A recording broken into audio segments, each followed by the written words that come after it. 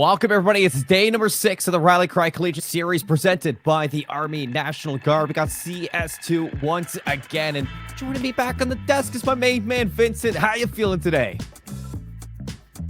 I'm pumped. We have a best of 5 today, the first of the tournament, and I cannot wait to get it started. Listen, I've been a proponent of not having best of 5s at times, but it feels like this is the perfect time. Yeah, you know, I'm a little bit impartial to that decision because with the change to MR12, it feels like it has opened a door to best of 5s that, you know, just wasn't possible in the past. It's just way too long in the past. Right.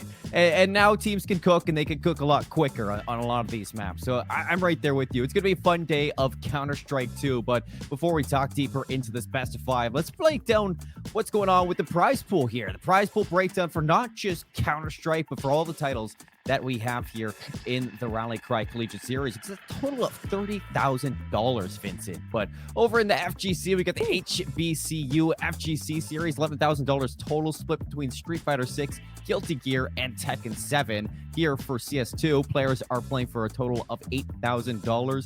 Rocket League, playing for $6,000, and Madden, they're playing for $5,000. So a lot of money broken down between all of these titles, and a lot of action for you, the viewer, to be excited for, because I'm not here for Counter-Strike, but if you want to stick around, hang out, show some love to Rally Cry, there are plenty of good players getting the spotlight within this series, within this collegiate series, and they deserve your love.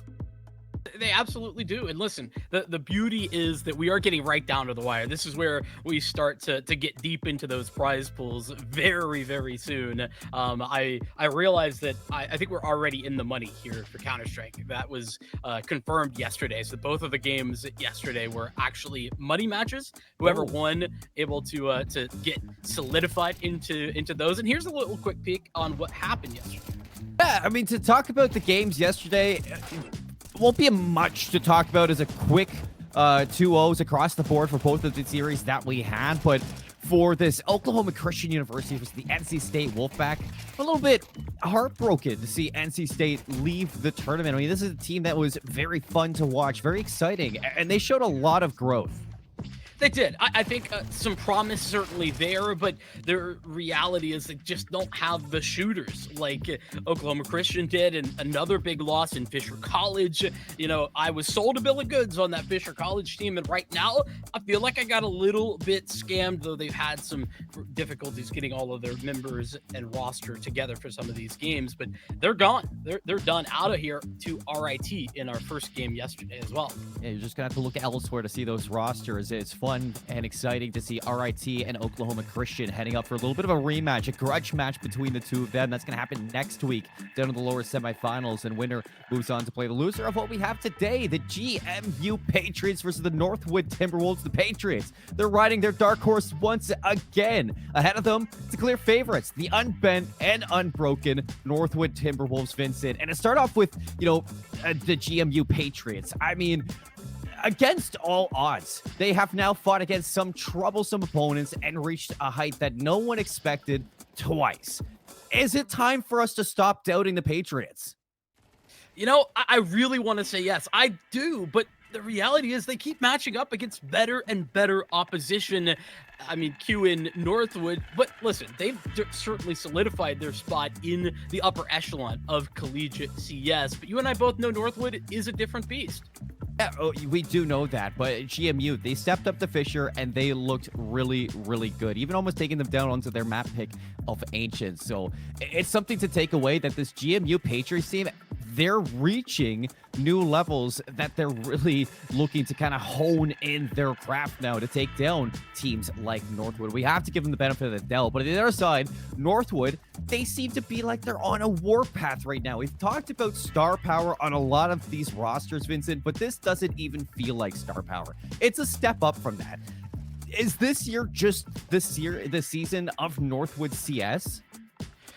You know, listen, it's only March, but they have to be the early front runners. I mean, we started this entire show back a couple of weeks ago asking about where Northwood are at because we hadn't seen them. Well, now we have. This team was purpose-built to take on the Davenport dynasty, and, well, that dynasty, it's fallen apart. It's gone. We don't see them anymore, and given the way things currently stand, I don't think there's anyone in their way, especially when you consider how difficult it is to play against this team. With five different Northwood players top in the charts in the last 5 maps played in this tournament, it's why they're so hard to play against. They're terrifying. Anyone could be the best player in the server on any given day, along with a loose style. It's hard to prep against. A true nightmare fuel situation. It really is. It feels like Northwood University, they can topple the Roman Empire if they really feel like it, Vincent, at this point. But ahead of them, it's their Trojan horse. GMU Patriots are looking to sneak their way past their enemy lines and try to disrupt this Northwood team. It's something that not many teams have been able to accomplish, but we did see a little glimpse of it back in the Oklahoma Christian match where they did take them down on Anubis. And right away, we get to see that reflect in our map set ahead of us. Anubis gets banned right off the bat by Northwood. They don't want to go there anymore. Overpass banned by GMU. A little bit of a surprise, Vincent. Well, you know, it may seem like a bit of a surprise, but let me put it to you this way, right? They watch Northwood rock RIT on that map, and GMU are familiar with RIT on that map. They know that RIT are good, not to mention it's more of a permaban for GMU. Not entirely, not every time, but it is interesting to see. And actually, we're jumping straight into the action. We got Northwood's pick of Mirage up first. A map, by the way, Seymour, that they only dropped 12 rounds over the 3 maps they played in this tournament on. I mean, come on. Stats don't lie. Northwood, they know ball when it comes to Mirage. And GMU, I hope they've been cooking, doing their homework, because this is going to be a long, long day of Counter-Strike for them. Starting off on the CT side, you're looking to scrape away this pistol, but Escape is going to find the better of Zoker right off the bat. The B side has toppled. Yeah, and, well, everybody's coming in from the same positions. Everybody in market. This is a bit problematic, but they got to try and close the distance. Get these dualies into position. Dooley's just not able to make a play. Solgo, Tix, and Ellis, they all escape from their shadows. They make some noise, and they take the pistol round. Northwood strike first in this winter finals, and they look good, not losing a single member. I mean, just the crossfire set towards the site on the back end of that round. Take a peek, right? On Solgo, it's contact. It's going to be Tix and Ellis just all swinging at the same time. And you have 3 Ts down that same lane that devastate the entry that GMU wanted to put together. Retake, not even possible given that. Here we go. GMU, they want to get this done. They want to get it done quick into the second round to the map. Last alive for GMU, just a USP cowering back into market, trying out the clock, and, you know, maybe hoping to fish somebody out of here, Vincent, but at the exact same time, it's moments like this that GMU, if they can make this a really prolonged round number 2, they can sit and they can talk about what they need to do inside of this rifle round. This is a moment where you kind of just expect them to relax and talk things over. I want you to recognize that the bomb only got planted like 10 seconds prior to that kill on Assassi. That's how much Northwood were just on the hunt. They just wanted to, like you said, GMU maybe get it over with. Northwood in the same boat exactly.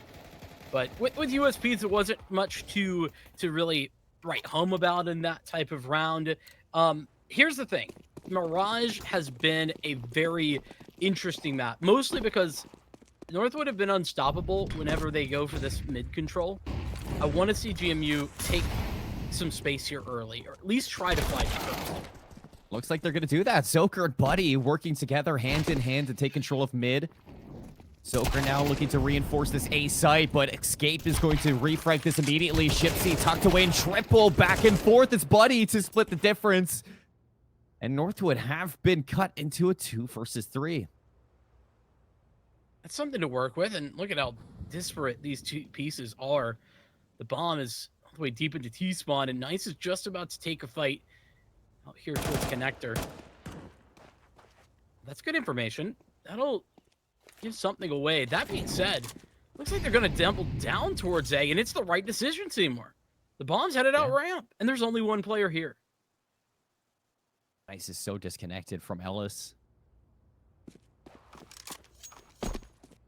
So afraid of where GMU could possibly be. GMU have been doing good at sticking together, not giving themselves up to Northwood too early.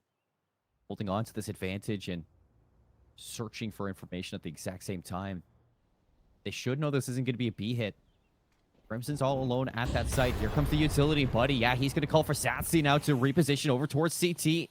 Buddy's got to go a little bit big here and hopefully shut down this bomb planter, but Ellis is going to sniff him out. GMU keep themselves grouped up, trying to stay together. There's just an HE. That's not going to be that big a deal. Northwood will do the same, at least when it comes to sticking together. Both towards ramp, one onto Tetris here, and this is fantastic setup. Easily able to swing off of one another. Nice, not able to hit the shots there. Satsy's going to bring things back. Ellis into a 1v1, and the time is going. No kit for GMU. And that's it. North would have done enough. In a 2 versus 3, backs against the wall, very patiently, Northwood, the slow dagger in the round, get their third on the board. It's devastating because GMU really did their best not to make any errors there, no mistakes.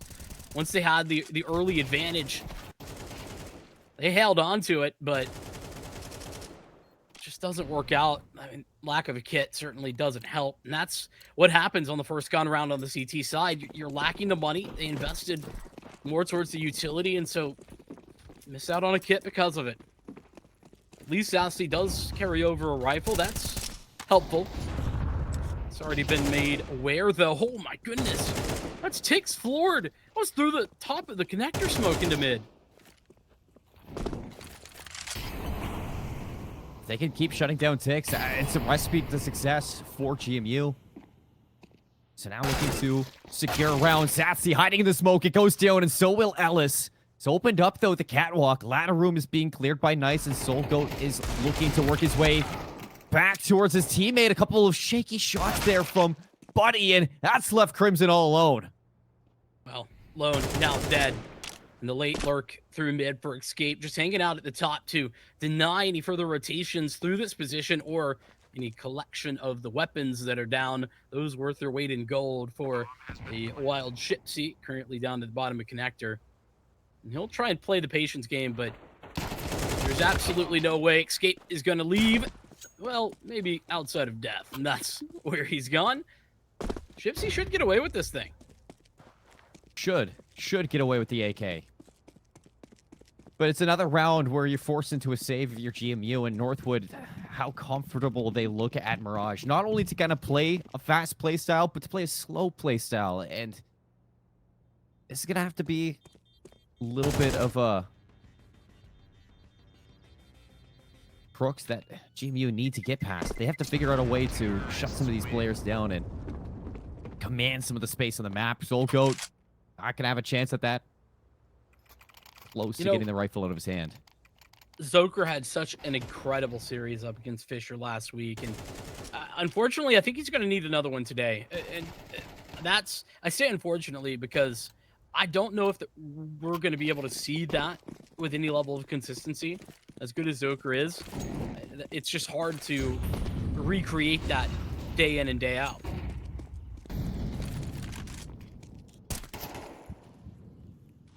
To see it nonetheless. Flash out for Shipsy. New kid on the block for GMU, but hasn't been able to make any noise just yet. Soul Goat gonna remove that member, and Satsy sitting on top of the stairs with the AWP finally brought into the server. Takes an escape, though, picking them apart, and GMU, they're falling to pieces.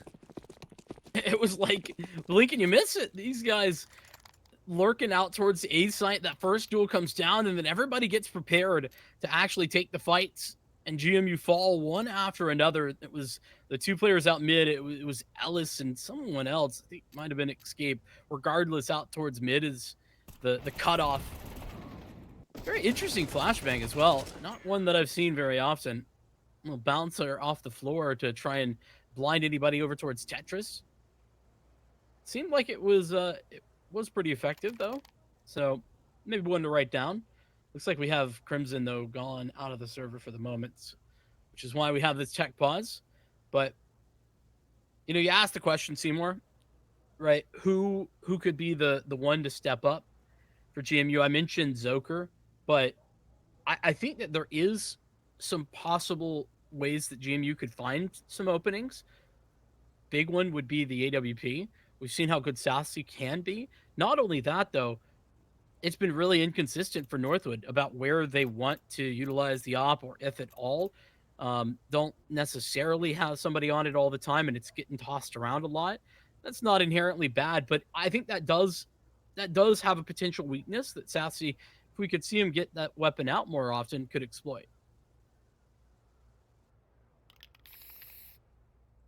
Whatever the case, I think, GMU, they just need to find something. Whether it's the AWP, whether it's, the team chemistry that has carried them to this position, or, Zoker. There's so many options for GMU that we've seen the possibilities for them to meet up towards Northwood. It's just putting it together in the server, in the moment versus this team. It's not easy to do. And sometimes, Vincent, as, a competitor, you will know this too.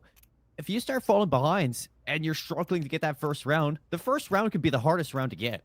And if Northwood just keep on banging wins after wins, they're just going to keep getting more comfortable. Exactly. We've seen Northwood continue to add to their comfort levels time and time again.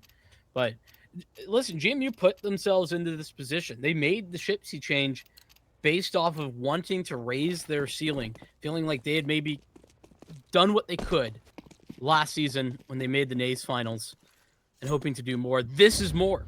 This is an example of what more looks like. Another first blood to escape. Zoker followed up by Satsy. It's a round where they haven't really invested too much for GMU, but it's enough to feel that these early fights they are just over too fast. And Shipsy bought in pretty heavily. They have the loss bonus, so it's not like he'll be broke, but this is the save where you're getting all of the utility you could want. Not that they've been lacking it in the last gun round, but you also should be able to afford the op. Yeah. Something else that we want to see coming in from Sassy, which, I think Sassy does their best work when it comes to the AWP. Me too. Rumor has it that 1007, that's his record with the AWP in his hand. Is that the rumors going around? I didn't catch that one, but I believe it. We just have different insider intel. He's certainly 1007 against me in the 1v1s. Everybody is. Hey, I'm 1007 against you. We didn't even play a 1v1. That's false information. Yeah, but you're spreading. Tell me I'm wrong. No, you're not wrong. Oh, here's a change-up. Zoker's going to get the first to get the aggression for Zoker. Will find an initial frag, but quickly traded out by Tix. Now it's Buddy's turn, and this is where you need to start seeing the layers get thrown down by GMU. Trade after trade, kill after kill. Sassy now feeling the pressure. He's going to re-clear through connector, and a game-waking kill there from Tix and escape. They open up A just like that. Gotta see Zoker get away with that type of thing in the Fisher game on Mirage specifically. He was a menace trying to get in towards lower connector, then getting out like a flash of lightning. He was gone, and that was done. Not just single frags, but multi-kills as well. He starts out with a single frag up top mid, but doesn't have the support. The utility gets layered in behind him, and escape is impossible.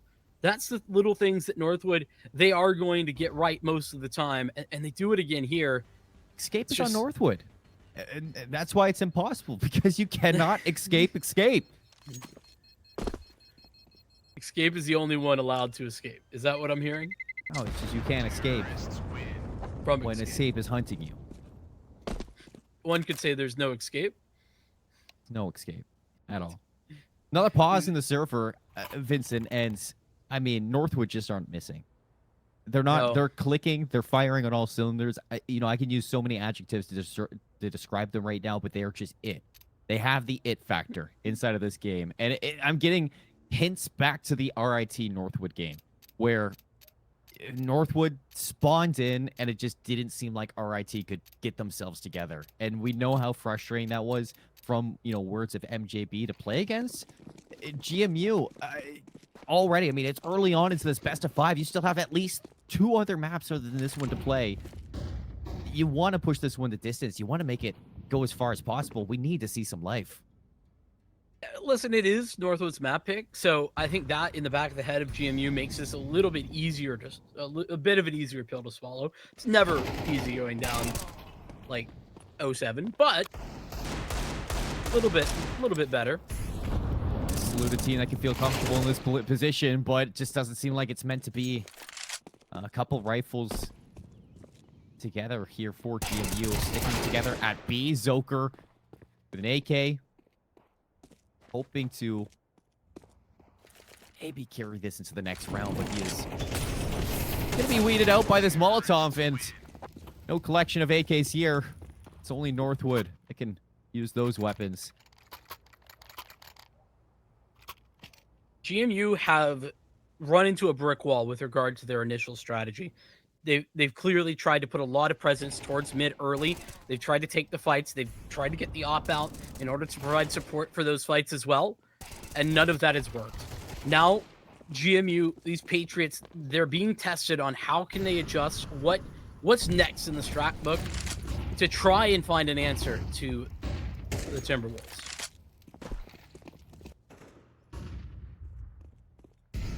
Looks like a little bit of aggression here.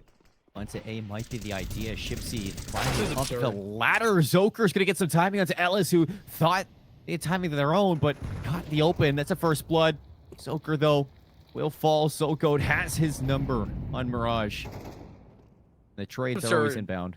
Just to see Ellis walking out a ramp like that, that's at 8-0 scoreline confidence right there. Gotta be ready for this one. The swing with the Molotov at the feet. Buddy's gonna get 2. Here's a moment for GMU.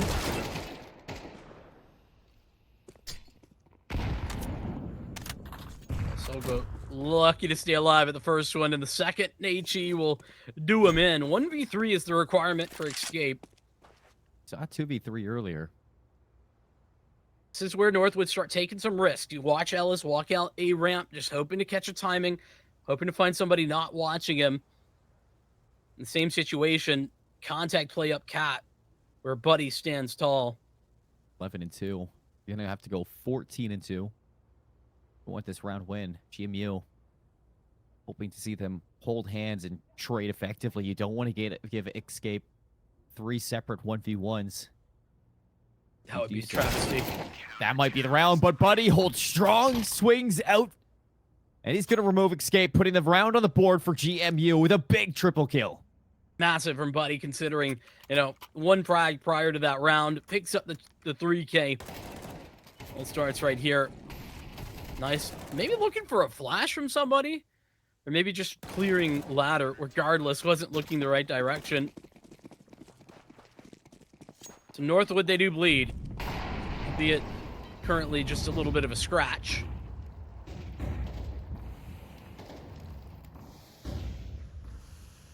Tix is going to do it this time. Oh. Shipsy's Has Ellis let him know that he did this a second ago? Shipsy's just playing with his food, but look at the middle of the map opens. It's Zoker and Buddy yet again to start off strong.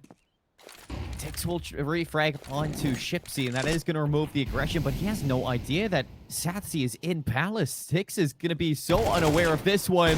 Zoker's going to go down. Satsy's there for the trade. We're into a 3 versus 2 once again.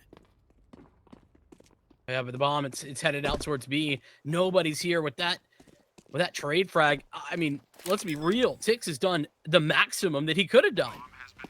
Getting a second frag out of that, considering he was watched in 2 different angles, and the control of market. There's a boatload of util for GMU, but this smoke essentially counteracts the majority of it. They're going to have to wait it out. It's just a 20-second waiting period. Yeah. Tix said, 1, 2, 3, eyes on me. Jamie said, no problem. There's a problem, though. Time is ticking away. Crimson, what a shot there to remove Ellis. Escape now again. 1vX brings it into a 1v1 on the benches, playing his life. Time is draining, and there is just no time for Satsy. Escape does it again. He even finds the kill. Wasn't able to do it last round, but the 1v3 this round is all his, and the Patriots instantly call a timeout right off the back of it. The tactical timeout needed just to calm the nerves and try and reset off the back of an incredible moment for Northwood. Again, they are so difficult to play against. They're so deep, and I mean, I'm going to call it, yes, escape, wonderful positioning and gameplay here at the end, but that smoke deep into market, that sets him up for that win. Yeah, so much time. And you know, GMU, they just got to run on them at the end of that round. Incredible stuff from Northwood. Again, showing their individual prowess. Like we've said, any one of these members can step up in clutch scenarios. We've seen it in past games. We're going to see it in this series as well. And if you're GMU, you cannot take these moments lightly. Even in a 3 versus 2, even with an advantage, you still have to play at your best. Walking on site, fast and furious. Northwood looking to take A here. It's a 2 for 2 trade. It's not going to stop Ellis. He's going to head up to Sandwich. And Satsi It's another B stops him there. It's all a ruse. Oh, we run it back. This time, Nice, the second player into position, got escape back in business. Taking the fight, and a Molotov. This will cut him off once again. There's the smoke as well. Escape gonna be able to toss that in as the molly fades. Both playing here. Nice re-engages. Crimson's gonna trade it. 1 versus 2. It's escape. Same situation, different position, and Crimson's not gonna falter. No kit, but there should be time. At GMU, wow, scraping for some of these round wins. And Northwood getting a little bit of trickery there. That time, the plan from the very beginning was for it to be a fake out towards A. I think they realized after last round how incredibly fast the rotation call has been for the Patriots. And I smell some blood in the water, but this decision to play so aggressively, on the one hand, what a decision, but if you get that first, you have to just get out of there if you're Nice. Giving the Patriots some road to work with, you know? No longer a unwinnable situation. Through the fire and flames, escape now. Looking to head things into A once more, though. Zoker from downtown takes him out. Tix is still aggressively onto Tetris, and he's looking to flash himself out, but Chipsy wants to get aggressive, still going to be blinded, and Zoker's looking to come to the rescue, and that's going to be enough to dissuade Tix from that angle. And it's going to take us back over to B once again for Northwood. Solgo with a Tech 9 and an AWP ahead of the Molotov, looking to beat Crimson out to the fight, but it's not going to happen. Crimson standing tall and standing strong. A third round for GMU to finish this half, 9-3 down. Those 3 rounds, I mean, massive for the Patriots, but at the same time, that's Northwood just stopping their respect, right? They were playing with some semblance of respect previously. In those last couple of rounds, they just ran at them, trying to overwhelm with pace, with speed. And sometimes that's going to work. Other times, it won't. And the Patriots, props to them for really stopping that. It can be so difficult. And I think if the Patriots couldn't stop those rounds, that might have been the tilter to send them over the edge. I mean, all things considered, though, too. It's 7-0 start to this game. You finished the half down 9-3. It could have been worse for GMU. Oh, for sure. And if Northwood are going to sit here and play with their food and play with confidence, GMU, they need to take those opportunities and punish them. Yeah, they absolutely do. That's what they do there at the end of the half. Same time, you know, it is an easy line to kind of straddle for Northwood. On one hand, you know, playing aggressive, that's what's going to give them some of these flashy moments and some of the difficulty that other teams find playing up against them. But it does also give opportunities over to GMU if they can stand tall like they just did. Triple stack on P from Northwood, and GMU are going to hit this head on. Solgo's got the Zeus. He was listening to me yesterday. He knows. Watch the VOD. And they've baited him in. Tix is going to give it away. Sells it, and there it is. Zapping with the Zeus. And Shipsy's all alone. Northwood and the Pistols. Name a better duo. Soul Goat. You love it. You love to see it. Just a little fun on the pistol round. That's their second as they pull it back. Buzz, buzz. Then pew pew right afterward. I mean, I've said it before. I'll say it again. I love the Zeus kill animations. They are great. They, they redid them, and I appreciate that. It is the details. Here's a GMU force buy. Not a lot that you could have expected them, considering how far down they are. And here's a callback too, Vincent. Back in the game versus Drexel, all the way in week 1 for Northwood. This is almost a similar site that we What do you mean? Is that an AWP or is that a Nova? They had no head armor, so there is that, but still. Anyways, back all the way in week 1 for Northwood, they played Mirage versus Drexel, and Yeah. A-site was not on the cards for Drexel when it came down to their T side, and it was because of Ellis and the control towards ramp, or that Ellis kind of has throughout the entirety of Mirage. And you got to be careful. I mean, because Ellis is prone to getting aggressive in this angle, and GMU, they could expose that a little bit if they have been doing their homework, if they've been preparing properly versus Northwood. There's just a pile of utility over there. Oh, buddy, that's tough.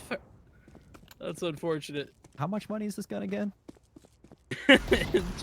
Not enough, I guess. Oh. Oh, here we go. A couple kills with the Eagles.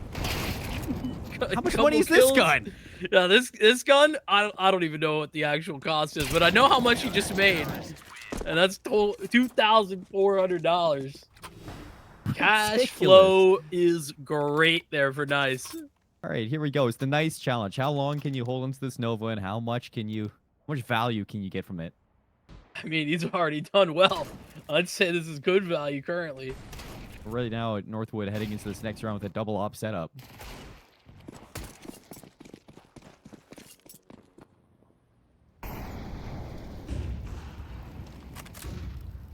It just feels so bad walking into an op like that.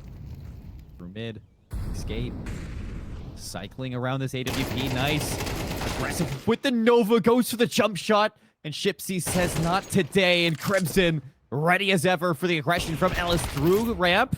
Looking for a little bit more, but Escape has repositioned with this AWP, and HE is going to soft phone him down to 3 health. And a dream. The middle of the map has been breached. Escape caught in the open. Blind by the flash from Shipsy. Lovely support coming out from GMU. And they've broken. There is no way. Broken past Northwood, but Soul Goat in the 1v4. Gonna look to make this a little bit costly. Nice shot there over the box, and he's Red Zoker like a book. Crimson on 14. Shipsy on 39. Soul Goat's gonna go for the reload, and here we go. It's time to dance, Vincent. Looking for anything he can get away with, and Shipsy's looking to play around, a dance in the smoke, a dance in the darkness.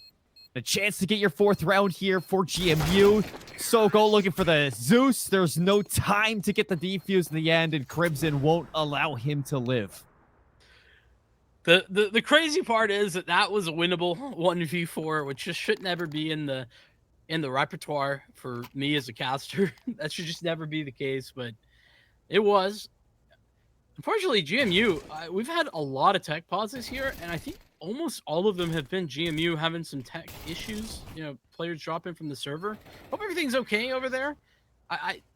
Listen, it's 12-4. I'm not making excuses, but it is even more frustrating to play with tech issues, especially when, every other round, every couple of rounds, you're losing a player. You gotta get back in, restart a PC, whatever that looks like. So hopefully they can get whatever's happening figured out. But yeah, and hopefully heading into Inferno, they're able to hit the mental regain after this one too. I'm not to say the map is over. I've seen crazier comebacks, but I'll say it: the map is over, Seymour. It is over.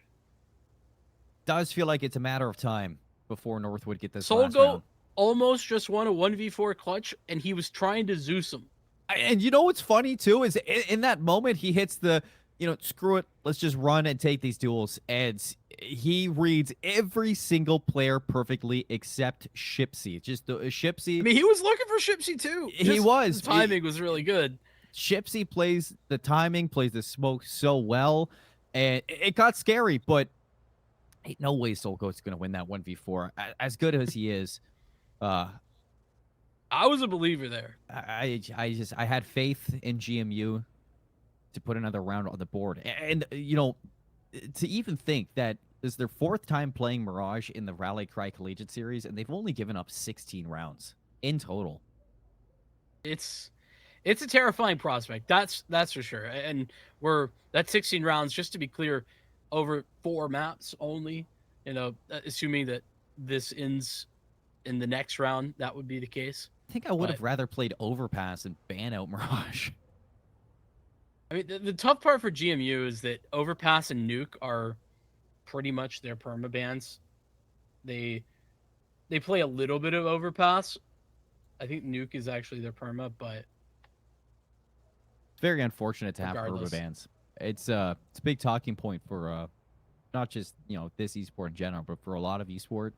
A lot of people talk about it, and analysts, is it worth it to have permabans? I mean, when a map pool is big and, you know, there's so many maps to know, yes, you're going to naturally have permabans, but if you as a team can have the basic understandings of each of these maps and the basic fundamentals of how to play them, and then instead of having the permabans, you go into a series knowing that you can counter ban a team, it adds so much depth to your game, and it's so unfortunate to have a permaban. I mean, we saw this with, you know, the possibility of a counter with Northwood, right? I mean, they banned Anubis in this series, a map they lost to Oklahoma Christian, but more so a map GMU was able to beat Fisher on. You know, that's two prongs to that ban, but it can be difficult though. I think a lot of players, in response to what you're talking about, would say, is it we can be really good or strong on 5 to 6 maps versus being okay on all of them? Yeah, it's definitely hard with a map pool as big as, you know, this one. Yeah, 7 is a lot to handle for sure. Oh my goodness. Oh my goodness. Just looking back at it, it's so dirty. And I know. Like, I know it's just like no armor on these players, and they should be getting those kills, but it doesn't feel good to see. Feels great to see, if you ask me. I love shotguns.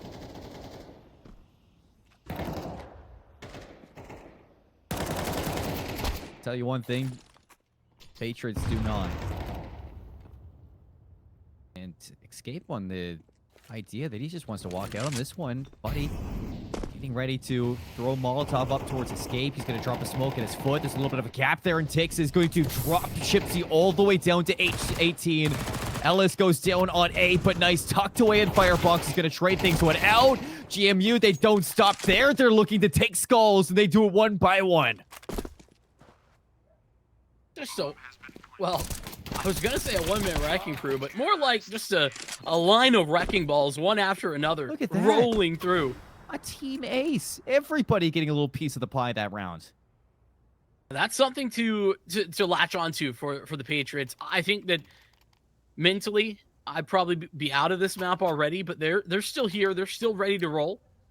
It's a long road back, but I mean, as you mentioned, game is indeed not over till it's over. Yeah. Despite what I will say. You know, something is the reason we're casters. Yeah, something like that. This one, finally, Northwood on their first eco round of the entire game. Oh no. 2 AKs recovered. And nice. He's in a perfect position to kind of spoil the fun at B. Zoker's looking he's for getting him. hunted. Where's the bomb? The bomb is getting recovered all the way back towards their spawn. They're going to pull it apps, and they should know that Nice is here. Well, it was either go back towards underpass or try and fight out through mid, regardless of what it was. Be careful. They are suspicious. I don't know if he spotted Tix there. No, he didn't. Oh my goodness, he was on his screen. He didn't even see him. No teammate to call it out either. GMU, they need a glasses sponsor. Timing. Luckily for Satsi, he's going to get the good timing versus Nice, and now it's all down to Tix. 1v3. We've seen 1v3s from Northwood. Doesn't end like this. He gives himself away, and Putty says, let's keep going. Oh my goodness. Just my breath caught in my chest at so many points in that round. Whew. I saw that relief. I saw the for stars Patriots. aligning. I know it, truly. In another See world. those first couple of kills, and then the AKs recovered. If Nice is just looking the right direction, or we don't see that preemptive shot from Tix, it's a different story. But the force buy fully denied. It'll be a half buy this time for the Northwood University. You know, in another world, another universe, on Earth 132, that may have been a Northwood round, but hats off for GMU. I mean, they are slowly crawling their way back into this one. What a play, dude. That's absurd from Tix. I just want you to realize what just happened there. It wasn't even Seymour. his nade. Yeah, GMU needed the smoke for themselves, and then Tix sees it happening and runs them down to get a kill. It's taking things into your own hands right there. It's the ability to do that from Northwood that is ridiculous to see sometimes. But it's moments like that it's why I say, you know, like there's star power on a lot of these rosters, but Northwood just have a deeper understanding. What is this ugly pastel MP9 that Nice just had? Wow. That is harsh. Listen, I am here to give opinions, and that's one of them. It is what it is. Nice has been given a chance to play. The whip on the AWP. Molly's going to force him out into the open. Everybody is here. Nice in the 1v1. It's falling apart yet again. No kit for Nice, so Sassy just needs to play the time. 21 HP. The AWP crawling around. Nice spots the shadow, but Sassy hits the shot. Will he get away with the AWP? Yeah, plenty of time. It feels like, listen, to the GMU fans out there, this is not meant to be disrespectful, but it feels like Northwood are kind of just playing around, and, you know, if at one point somebody gets that 1v3, great, we win. And they have rounds to give away. Yeah. But, you know, at some point you have to say enough is enough. Now we see that rifle rounds coming out, and Buddy Sassy absorbing the aggression together, and look, a flank from Shipsy, so quick to get into position, and Crimson brings this into a 1v4. Nice. Gets the better of one, so 1v3 on the table now for Nice. He's gonna catch Shipsy, tail tuck between the legs, and cut things down to size. Buddy, 5 health. Sassy, full health. He's guessed right, Seymour. Nice has just booked it over to the B site, and that's exactly where the Patriots are walking, creeping their way through. Sassy's leading the charge with an AWP, and Nice is going to slip in a position where this op simply won't be able to clear easily. So dynamic. A revolving door. Northwood, just one goes through, and another one is soon to be there. And Nice is in a position to stab them in the back. They're not checking him. So much noise. And he's looking, searching for the information. He goes down, swings it, and that's it. 13-7. Nice in the 1v4. Everything goes right. And Northwood take the first map of the winter finals. And listen, I did say before, it seemed like they were fishing for one of those rounds.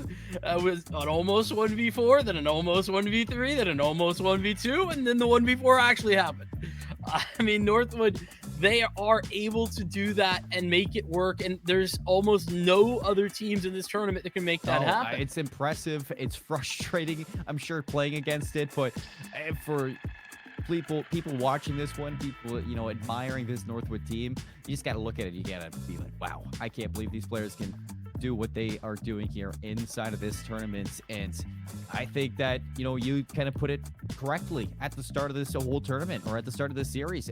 It's a team that was put together to take down the Davenport dynasty, and we know how strong that dynasty was. It was, you know, one of a kind, and Northwood are just showing that, you know, they are the next up for Collegiate Counter-Strike. They are, and listen, they didn't have a chance to prove it last year, but they've had the chance to prove it right now, and they are continuing to do so.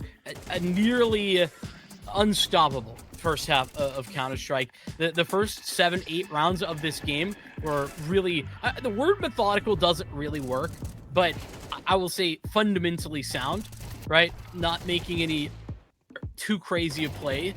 Then Northwood, they take the training wheels off and they start getting a bit wild, a bit wacky with it. And that's where GMU were able to find some answers, have a solid enough performance. And I do think that for GMU, Seymour, them being able to put some more rounds on the board, even if, again, from our perspective, Northwood were playing a bit crazy, it does add to the confidence. You know, a kill's a kill at the end of the day, and you'll feel that in ranked games, you'll feel that in ESEA games, you'll feel that in tournament games. No matter what it is, a kill is a kill, and if you're not getting those kills, it's going to feel bad heading into the next map. But for GMU, the big takeaway is you got rounds under your belt on Mirage, you made it closer than what it could have been, and Northwood, they're not taking you seriously. And if they're not going to take you seriously on your map picks now, this is where you can start to climb your way back with that confidence. Yeah, I love that perspective, right? Because Northwood aren't currently taking this game particularly seriously, And what do I mean by that?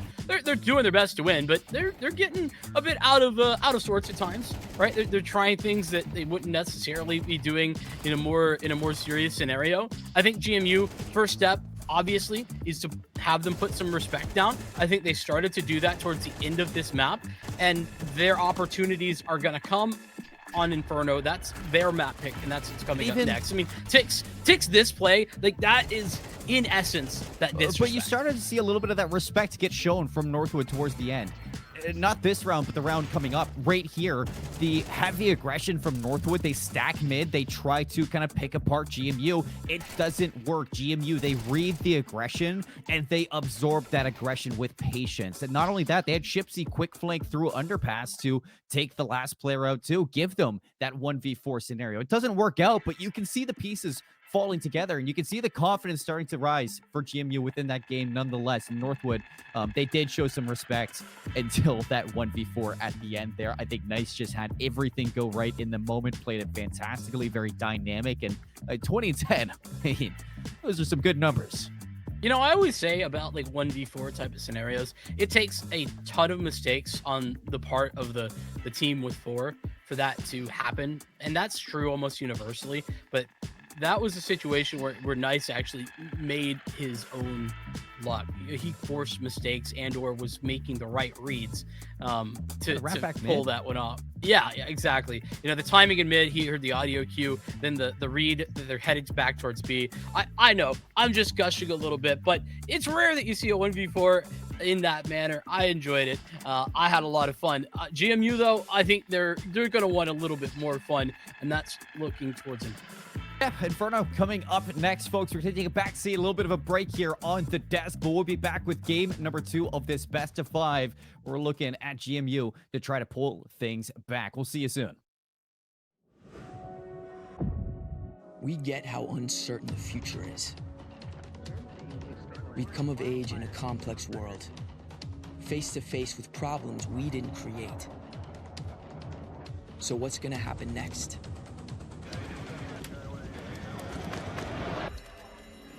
We are. Because our future is the future. The life we have chosen has prepared us for this. So we're going to build bridges and hospitals in a day. We're going to save families from disasters and feed those left in the cold. We're going to do all this and more because we have an appointment with destiny. We invite you to join us. The next greatest generation is now.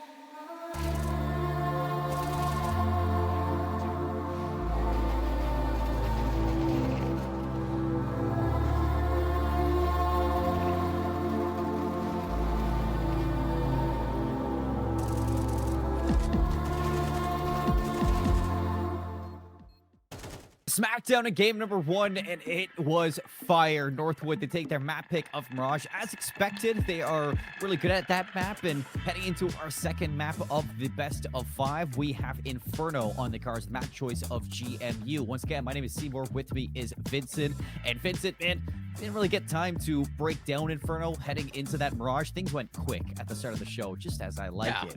So why don't you take a second, let's dive into Inferno, let's talk about this a little bit. Yeah, this is a map. I think that, when you first saw it, you were like, Inferno, what's happening? If you've just been watching the Rally Cry Collegiate series, that's an understandable point of view, right? We actually haven't seen GMU play this tournament. We haven't seen Northwood play Inferno this tournament.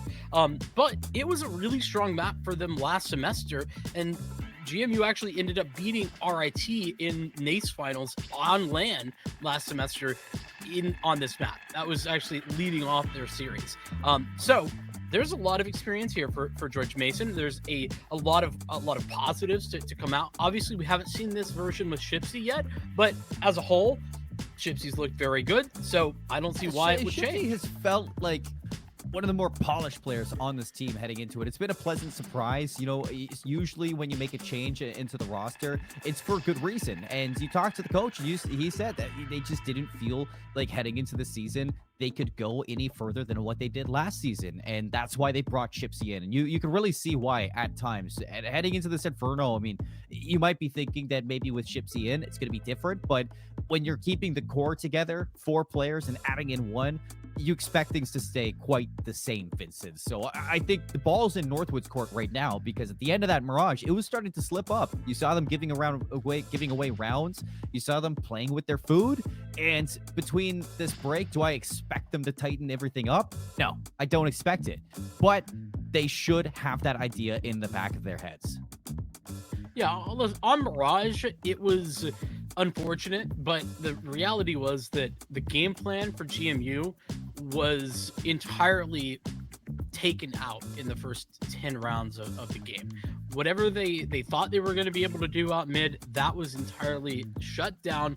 There was no conversation around it, nothing. It just wasn't going to happen.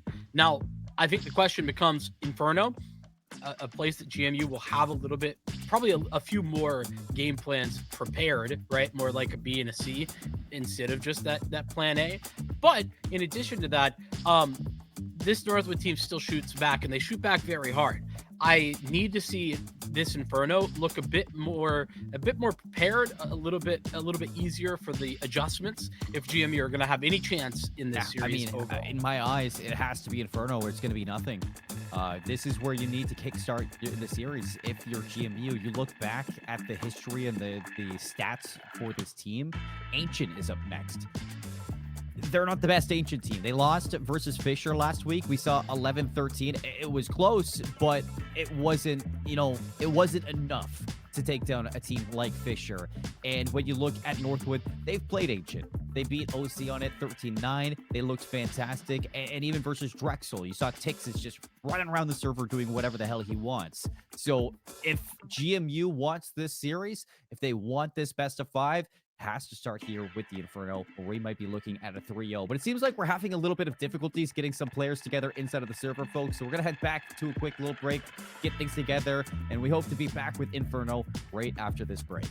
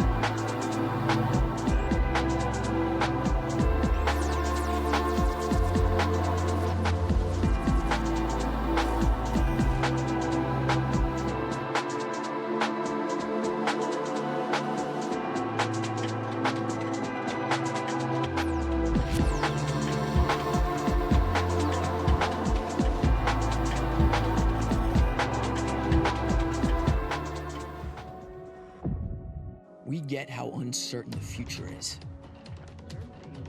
We've come of age in a complex world, face to face with problems we didn't create. So what's gonna happen next?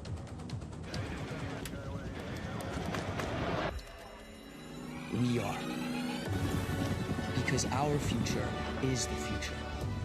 The life we have chosen has prepared us for this. So we're going to build bridges and hospitals in a day. We're going to save families from disasters and feed those left in the cold. We're going to do all this and more because we have an appointment with destiny. We invite you to join us. The next greatest generation is now.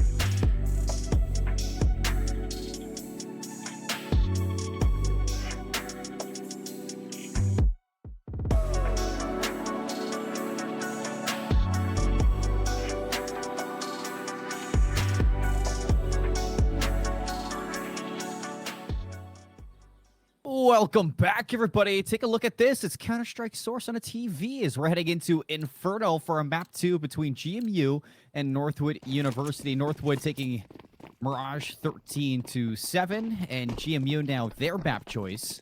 See if they can pull it back, Vincent. I want to know what the refresh rate is on that. You see how big the TV is? It can't be that good. No, that's what I was thinking. Probably, I mean, it is just Source, but...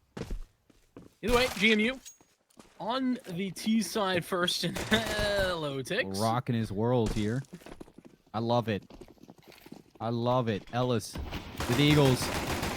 Looking to get zesty from up top. Crossfire with Tix. Even though he's low, he's not going to back down. Crimson finally going to get the better of Ellis. Tix is going to go down, but Escape has arrived. And the help is here. A pinch starting to unfold as well. Every angle being looked at from Northwood as they run back on site. And take another pistol. That's all 3 pistols. Going the way of the Timberwolves. Nice. It's just a human decoy. What was that? Just pulling all of the attention away. Falls to the smoke and still gets away with the frag. He, look what Solgo has, by the way. Just, figured I'd toss that out there. He had it last round, too. Looking like a clone. Oh, my goodness. Yep. This is going to be a force buy for GMU.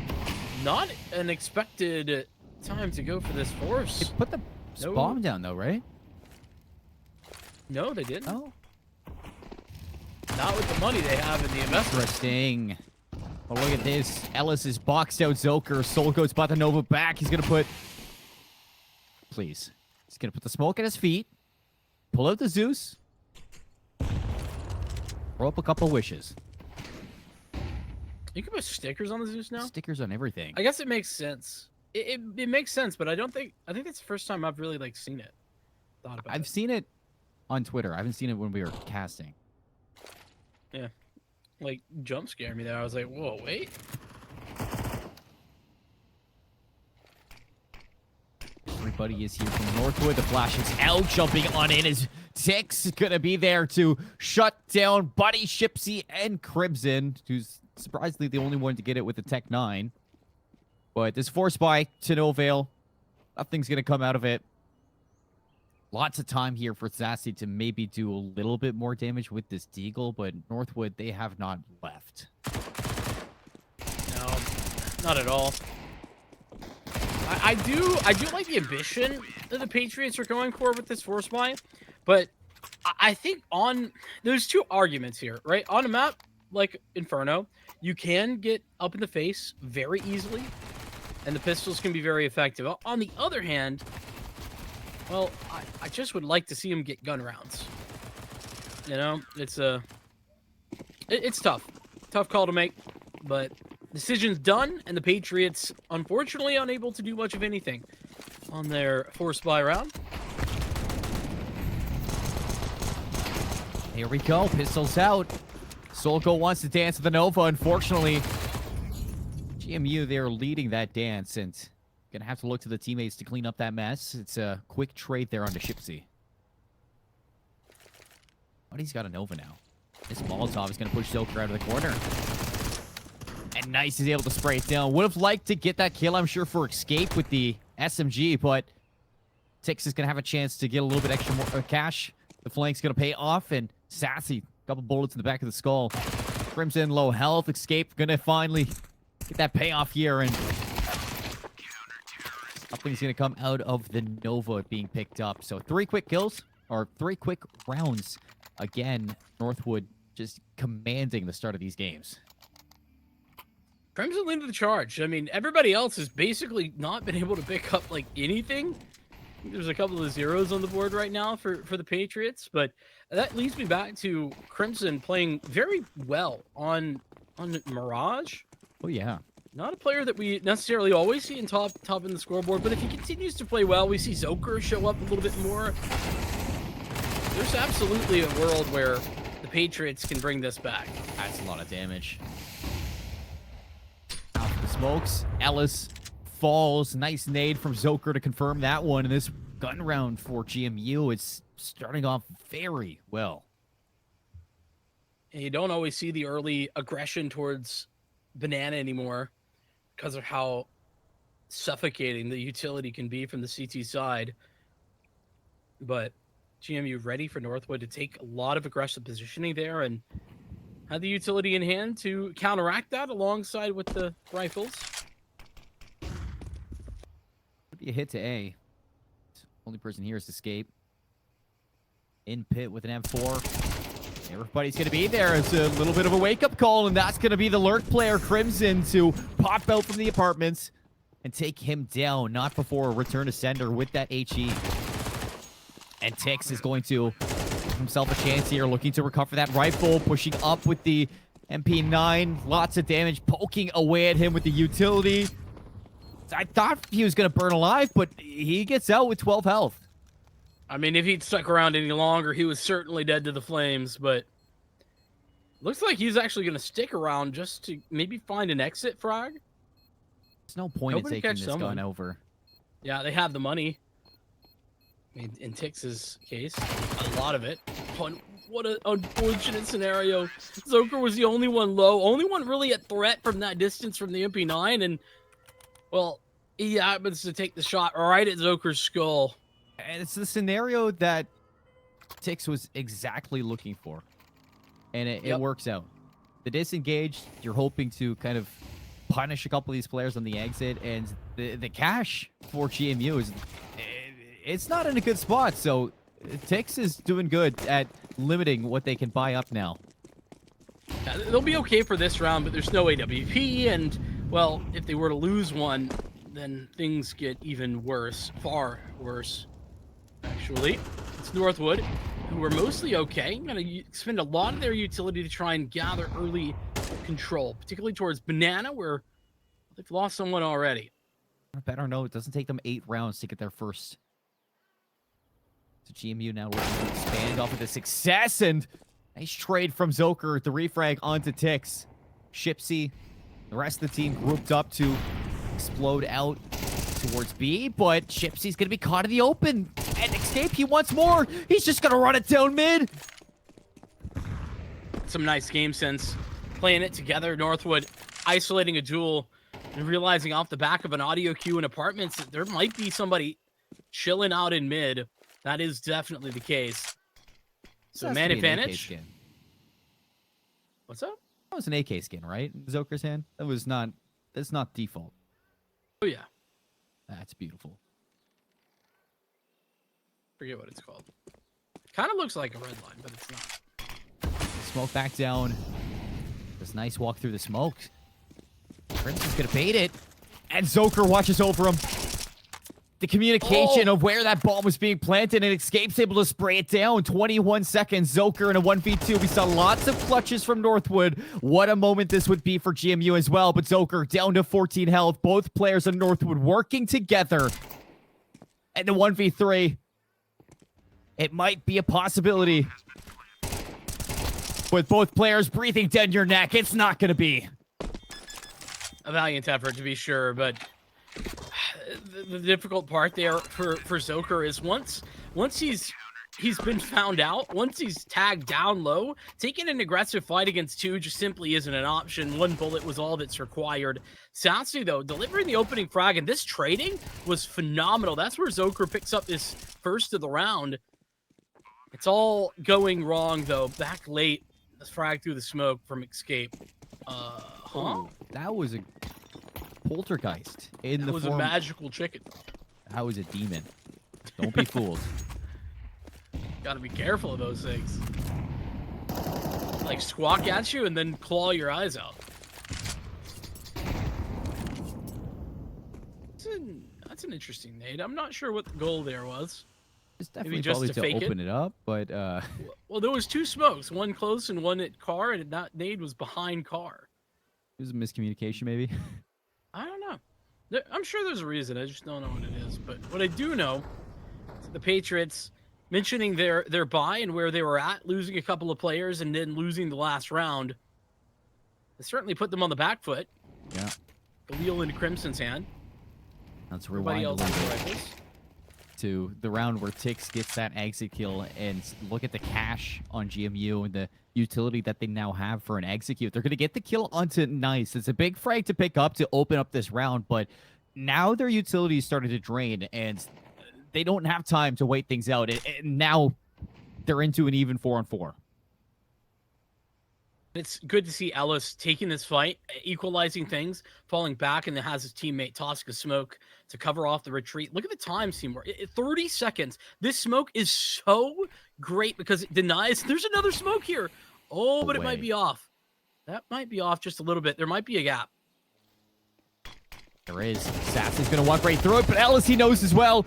He's going to use that gap to his best ability, and Tix hasn't made any noise. Buddy still going to check it. Not going to get the kill, though. They all line up for Tix. A triple kill backside Vincent. It's brutal. Phenomenal spray control from Tix right there. And that's why, listen, on release, everybody was like, A1S? Yeah, it's just the best. Especially because the spraying was a little bit rough, but I've been seeing more and more players opting into the A4. And it's that reason. A1S doesn't do that, my friend. Yeah, I mean, I've been, Hey, be gone, demon. Look at this. It has no insides. It's not real. It's not a real chicken. Don't be fooled. These things are out to get your elo. They truly are. It's terrifying. Oh, look, and GMU, their money is busted, as we talked about last round. Off the back of that loss, Tix, another fantastic moment from him. Soul Coach sees nothing This information is going to give it all away. He knows they're all going to work together, bundle up, and from the skies, he jumps out like Superman. Oh my goodness. Soul Goat, he was so committed. Didn't even go for the reload, just wanted those ecos. Bird, it's a plane. It's Soul Goat. You gotta share those things, my friend. You know, let everybody get a couple eeks. Oh, he's farming. Farming.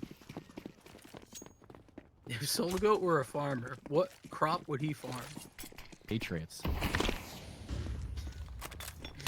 That is not what I was expecting. Oh, and he's gotten past the Molotov, too.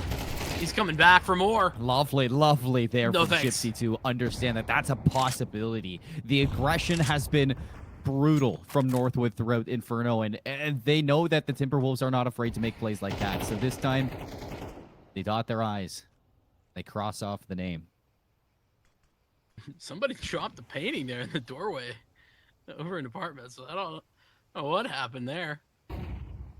Redecorating. Guess so.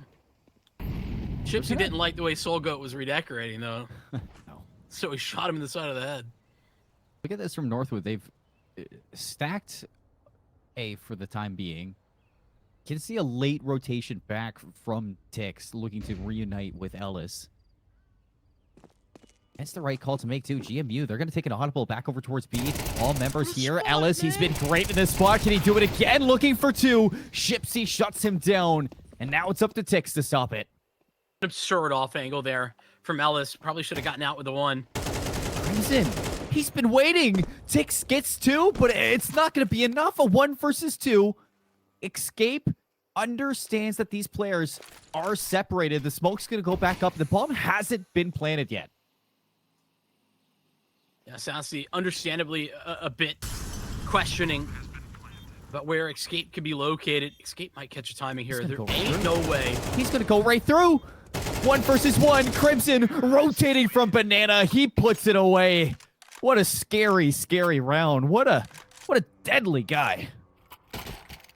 But it all starts with Gypsy just finding that timing and catching Soul Goat on the ultra aggression. There's nobody there for Northwood.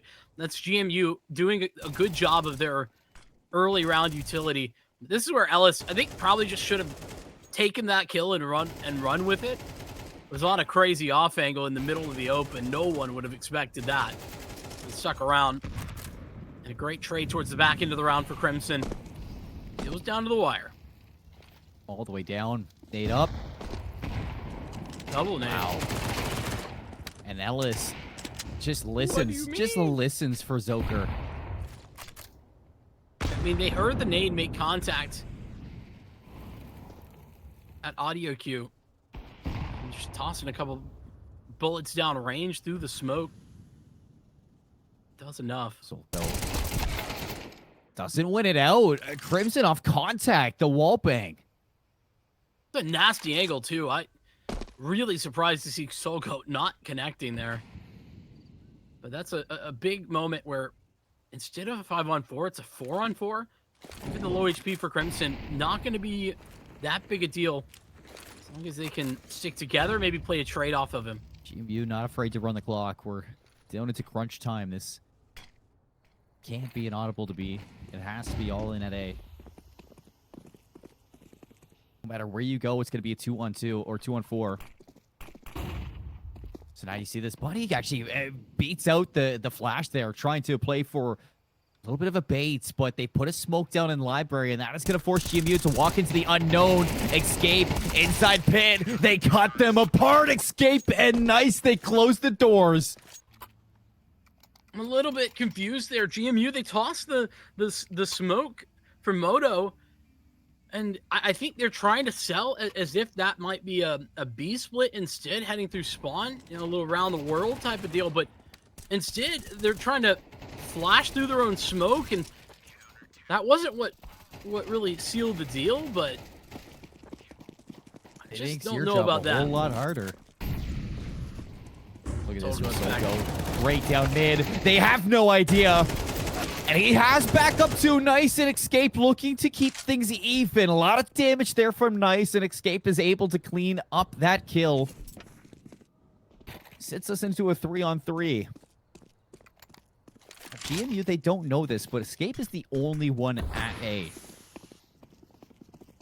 Yeah, but that's might be all they need. He has full kit of util. And an Iron Will swings out at just the right time. So 2 versus 2. The smoke goes down, and now GMU looking to get a little taste of their own medicine for the last one. Gypsy spots, ticks over the smoke, and locks down a 1 versus 2. Ellis with the MP9. Both players at separate angles. Upgrades to an AK, and it's a 1 versus 1. Zoker knows where Ellis is coming from. Ellis, he has no information. And Zoker on the right angle, just playing it so patiently, so quiet. GMU get a third. Nice off angle from Zoker just to close that one out. And I mean, Northwood, they're playing really aggressive, and it's not like they're just running it down. This is not, this is coordination, right? They've got the flashes there. They've got the trade set up as well. Players watching both the angles and everything. That's fine, but at the same time, you do lose out by taking those fights so early at times. I wonder if that might be an adjustment that Northwood need to make. Well, out of the case, we knew this was going to be a little bit more of a fight for GMU, and they're putting up the fight.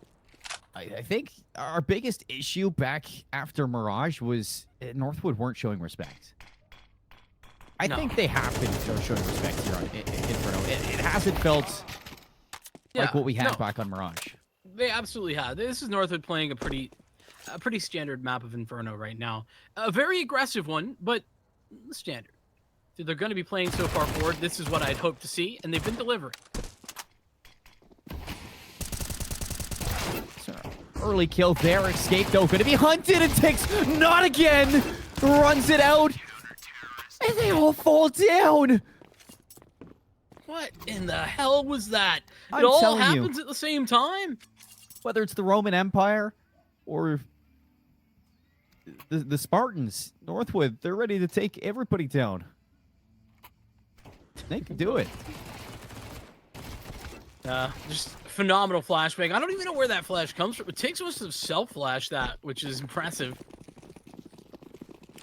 Gets them back into position, and GMU, they're going to step on the gas pedal. Trying to make their way up B. Bradenton takes an Ellis again. Looking to end this half with a bang here for Northwood, similar to what we saw on Mirage. GMU just struggling to combat the sheer aggression that Northwood throws at them.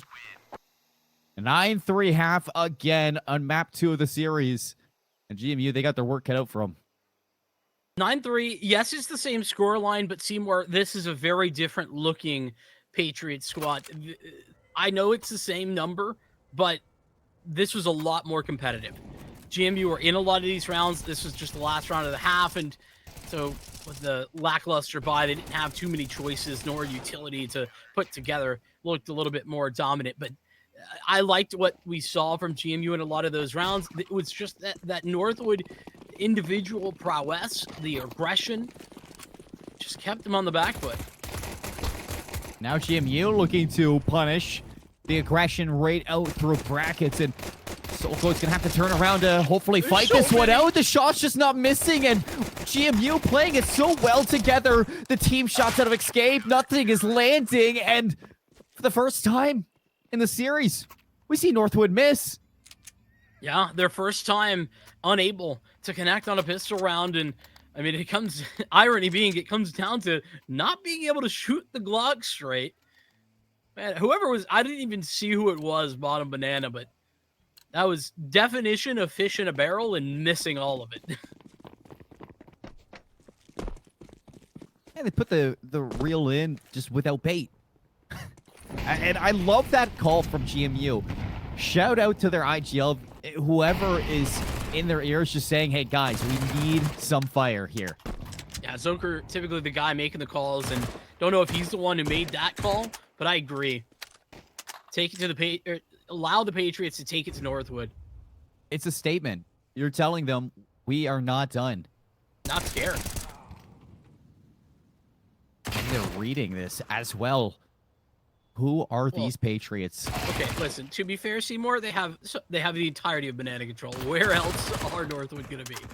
Oh, but GMU, this is a very sound anti-eco. Yeah, I wouldn't typically put too much stock in it, but against Northwood, you have to. They were on Glocks that round, but even Glock rounds feel like they can be dangerous. So it does work both ways. Northwood are going to get the credit for their Glocks, and you kind of give them credit on the anti-eco. Unfortunately, it does set up a bonus that is incredibly bonusy. 4 MP9s is a lot to work with. And, I mean, if there's a map to do it, it is Inferno. But it is going to be interesting if they have to take any longer range engagements to try to retake towards the B site. Nade after nade after nade. Zoker looking to go up and over into the smoke. Grabs an AK off the body of Ellis and might be trapped, but he's looking to fight his way through this one. Buddy doubled up with Shipsy. Nice trading from GMU as they're making this one chaotic. Full banana control off the back of that. AK for the upgrade. And a nice trade situation over towards Bracket where Nice thought he had a position, but instantly gets beheaded by Buddy. And they have to re-clear it. Northwood, they have no positioning in this area. Bomb is currently alone at the bottom of B. Great Molotov. So go to Tix to get Silker away from that. Southsea on the open. Escape. Not landing the shot. Southsea gets away. 46 health. The bomb's heading to B. Only person gonna be in a spot to hopefully shut this down is gonna be Crimson. It's dangerous for Escape to be so alone, or rather Tix to be so alone over there, but it's worked out brilliantly. Gonna clear it, but these MP9s, they've been something else. Something else this game, no matter whose hands it's in. And Crimson, it talked about him back on Mirage a little bit, about how it wasn't a great show from GMU in general, but if there's any takeaways is that Crimson is having a good series, and it's been translating here into the Inferno as well. Lots of individual moments for Crimson to be playing on his own against Northwood in 1v2s at times, and very stone cold. You don't see too many mistakes coming out for him, and that is something that you love to see if you're a GMU fan. Quad nade doesn't really do any damage, unfortunately. Smoke is up, and they're going to separate them. Crimson looking to run away with the USP. They all jump across. Ellis, Tix, they've made it to the site. Oh, and the bomb plant. Job done. I mean, round not quite over, but job done here if you are the T side. All right, now it's just taking more guns out of here. Tix, the Tech 9, ridiculous. Hello. Looking for more, but the health is just way too low. Ellis has an AK now to 1v1. 16, no, 24 health, but a headshot angle. And Ellis plays it perfectly. The crosshair placement, absolutely chef's kiss at Northwood with the eco round to bring them to double digits. It's simply sublime. I can't believe that they're getting away with that. Just the one tap. The Tech 9 through. They quad-naded and did no damage, yet still come away with the round. That's the Tech 9 shot I was talking about. And Ellis, indeed, chef's kiss on target. That's not what you want to see from the Patriots. They need those should-be gimme rounds, and they don't get them. That's a confidence booster for Northwood, and that's weird to say. Do they need any more confidence? I don't think so, but Ellis is not one of the players you turn to frag out for Northwood, but he definitely has it in him. Across the maps that we've seen, only one time has he really turned up, and that was back in the overpass versus RIT, 2011, and that moment right there just shows what he's made of. That's why it's so scary. You know, a point I made back on the desk is anybody can turn up, and that's a good example of it. It's not like an if, it's more of a when. Especially over 5 maps, best of 5. Things slow down for a moment. Very quiet here. Shipsy's early damage taken has humbled him for a second. But Northwood are being very particular with this execute, not just running at them. And they're looking to execute this one to be. Crimson is here, but he is alone. He's got some support coming in quickly. That in the form of Zoker, so that's something. But the lack of utility, nothing to counter this. Zoker's getting caught in the smoke. He's just a little too ahead of it, popping. And they know Crimson's going to be playing back here. Tix checks it. Last time it didn't go his way, but this time he gets his revenge. And just throw back there for Tix. Just walking in. Not the double entry, but it's enough. Escape's the one to pick up the first and dink down, but no problem. Another gun round, though. The Patriots can't win. They will need to hang on to this op, especially. The 2 rifles are critical. And Northwood are on the hunt. They're not going to want to allow this to be saved over. And the bomb's not even almost going. It's not even gone. They've got so much space to hunt.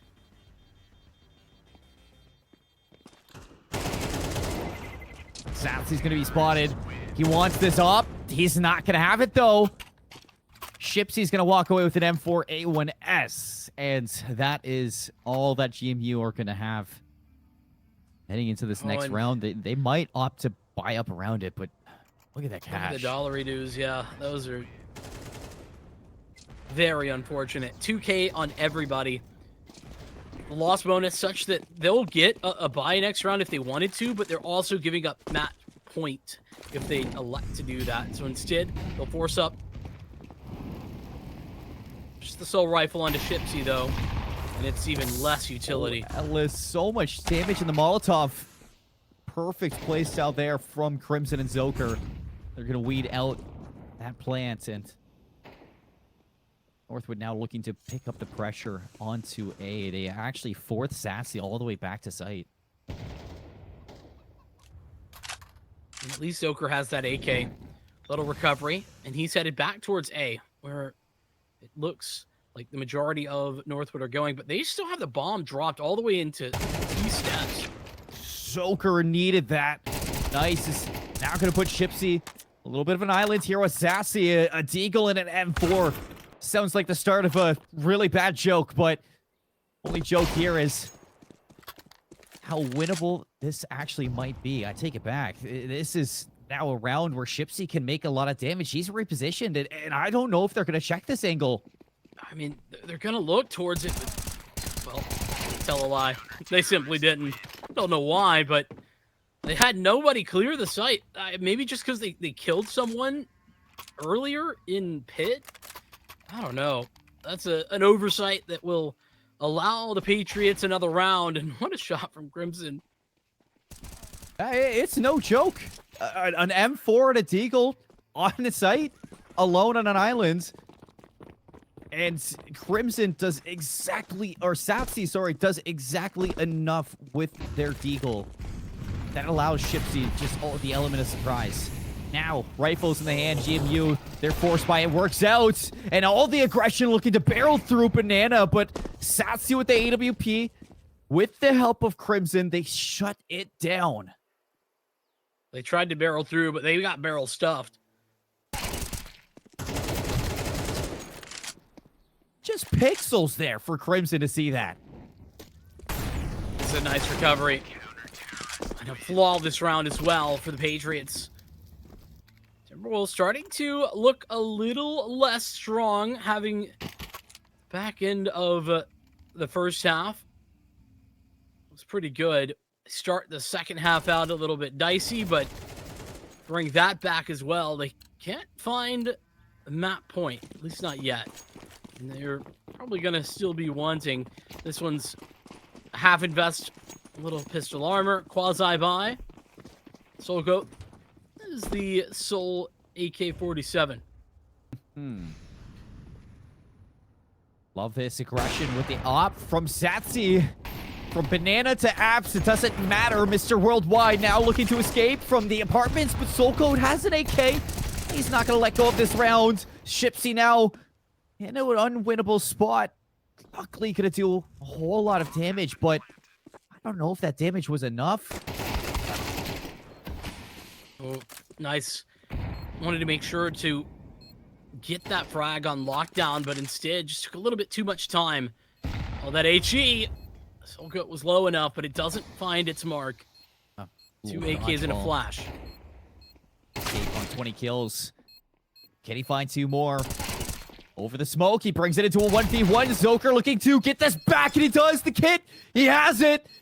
And Zoker finally turns up for the team in a clutch scenario when GMU needs him most. Speaking of turning up, though, Sassy as well has been turning up in these last few rounds. It's the opening pick this time. Getting Sassy more confident and into these positions where he can take space and take those aggressive fights is going to be crucial to GMU's continued success. It's got the AWP back out. You don't typically see a lot of op on the T side of Inferno. And I think it's part of where Sassy was struggling a little bit in the first. Now onto the CT side, and he's starting to fry. Speaking of frying... Okay. Ellis gets cooked. Fried Ellis. Sound very appetizing, to be honest. Yeah, I'm not a big fan of fried human in general. Good. I'm glad. I'm glad we had to clarify that. You know, I just didn't want anybody getting wild ideas. Especially not you.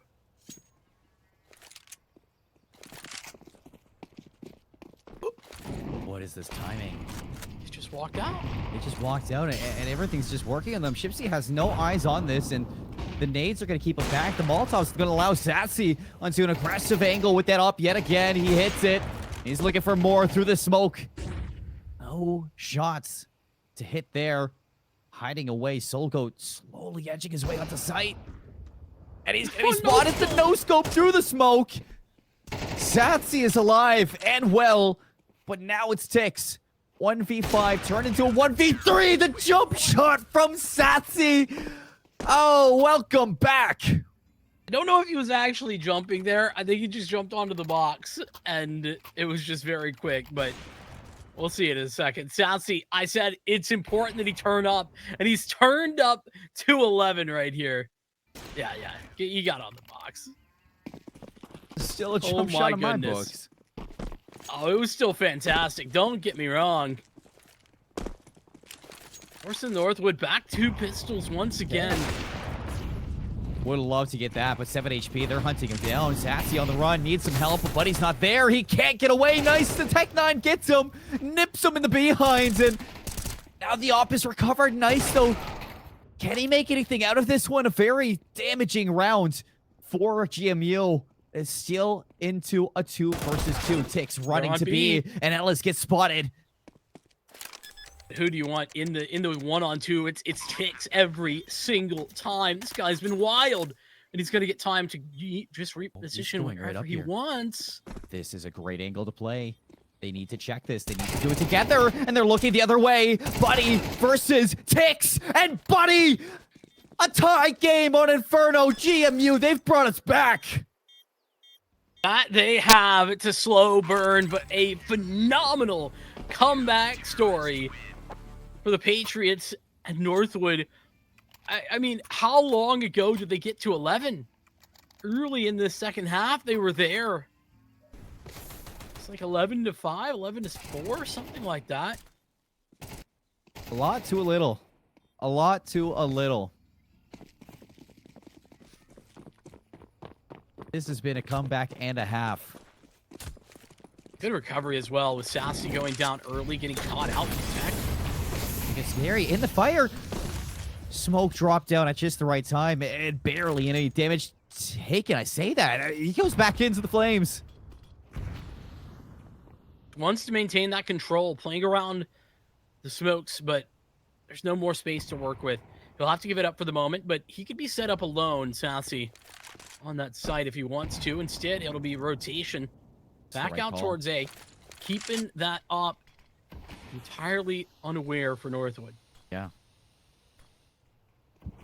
This is exactly what Northwood likes to do with their AWP that we haven't been able to see. Buddy, a little bit of a crossfire here with his teammate. Shipsy alongside him. They both get 2, but that brings us into a 3 versus 3, and Now Satsi is alone on the site with no idea what is coming behind him. This angle is so perfect. Does Satsi turn around? He doesn't need to just yet. Zoker's going to be the one to give it away, but it opens up an opportunity now for Northwood to just run it down. It's all into Crimson once again. Big series for him. Big round. Big moment for the lead. But they know he plays here. They know Sassy needs something, and it misses. That's putting Crimson even more pressure down, and the smoke is going to block Sassy off. Crimson Molotovs into Church. Satsy's going to have to walk through the smoke, and it seems like he's going to get there. Ellis taken down, a 2 versus 1, all onto Crimson for map points. It's Northwood to take their lead back. They like to do things on hard mode to Northwood University.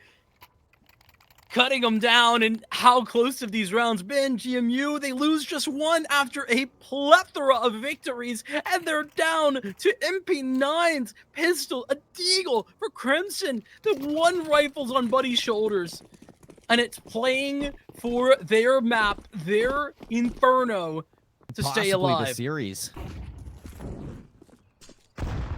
What a moment this would be. It's now or never. GMU all in for the rounds. Looking to bring us to overtime. Looking to send us the distance. How this team has stepped up in so many ways. You'd hate to see it end like this. Buddy looking to pull the attention away for Satsy to open things up with the XM. Can he make the most with this weapon? Do they check him? They do. The damage from Satsy, it's not enough to get a kill. But cuts him down twice. It'll be enough to serve that first frag up to Buddy, and look at Shipsy's MP9. Somebody low were to walk into his crosshairs. That would be a little bit easier. Shipsy just needs to hold this one. Wait it out. Shadows, but he's going to check it, and oh, no better gun you'd rather have in this moment, and that is 2 members guaranteed on B. 3 on 3. Tix is really splitting this difference, though. They have no idea that he's here, and he's going to get a free kill in Shipsy. That's going to give it away and turn things around. Still, Northwood looking to suffocate the site. They think Buddy might still be at A. I mean, there was time to turn around if they wanted to, but they're not going to.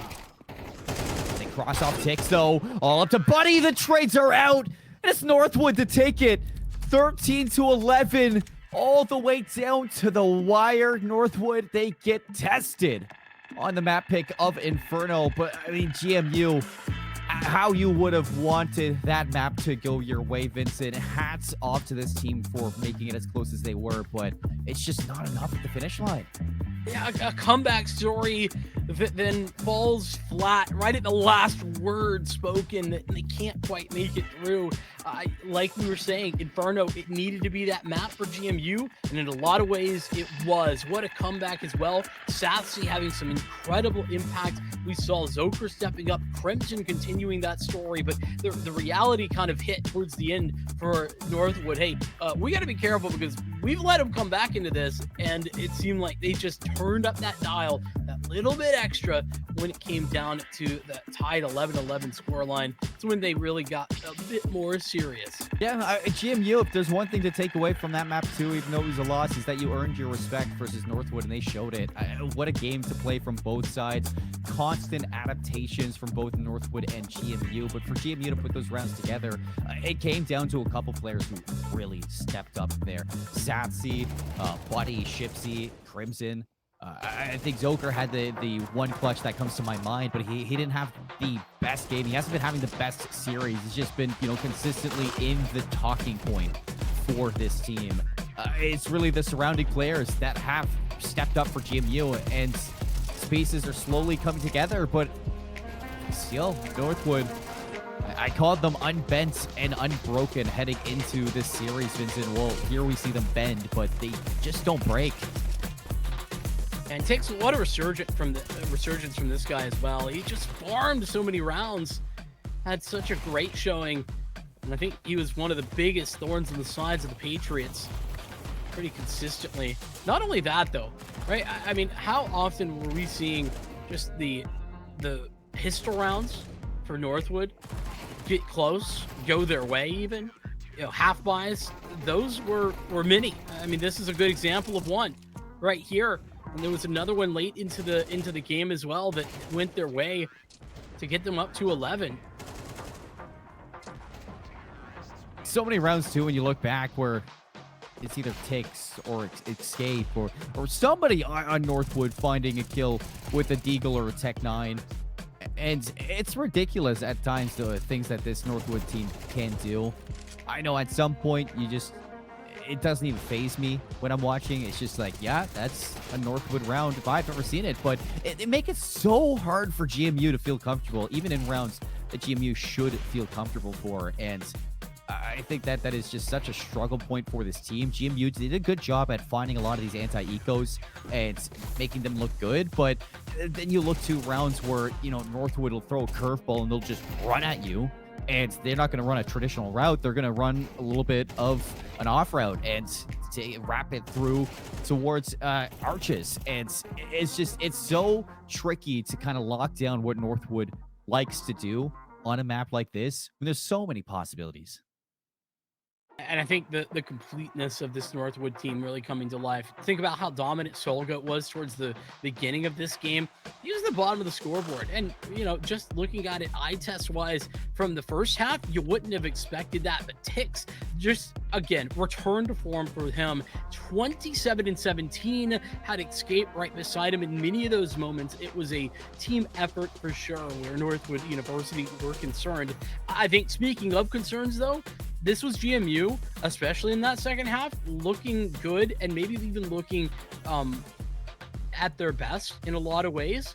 With Sassy coming online, we saw consistency from Zoker and Crimson stepping up in a lot of moments as well. All of that is positive news, except it didn't net them a map win, and that's where it's a little bit of a question mark. Yeah, and it's scary to say too, because the question now is having to be asked, Vincent, is this the height of GMU? Is that their most?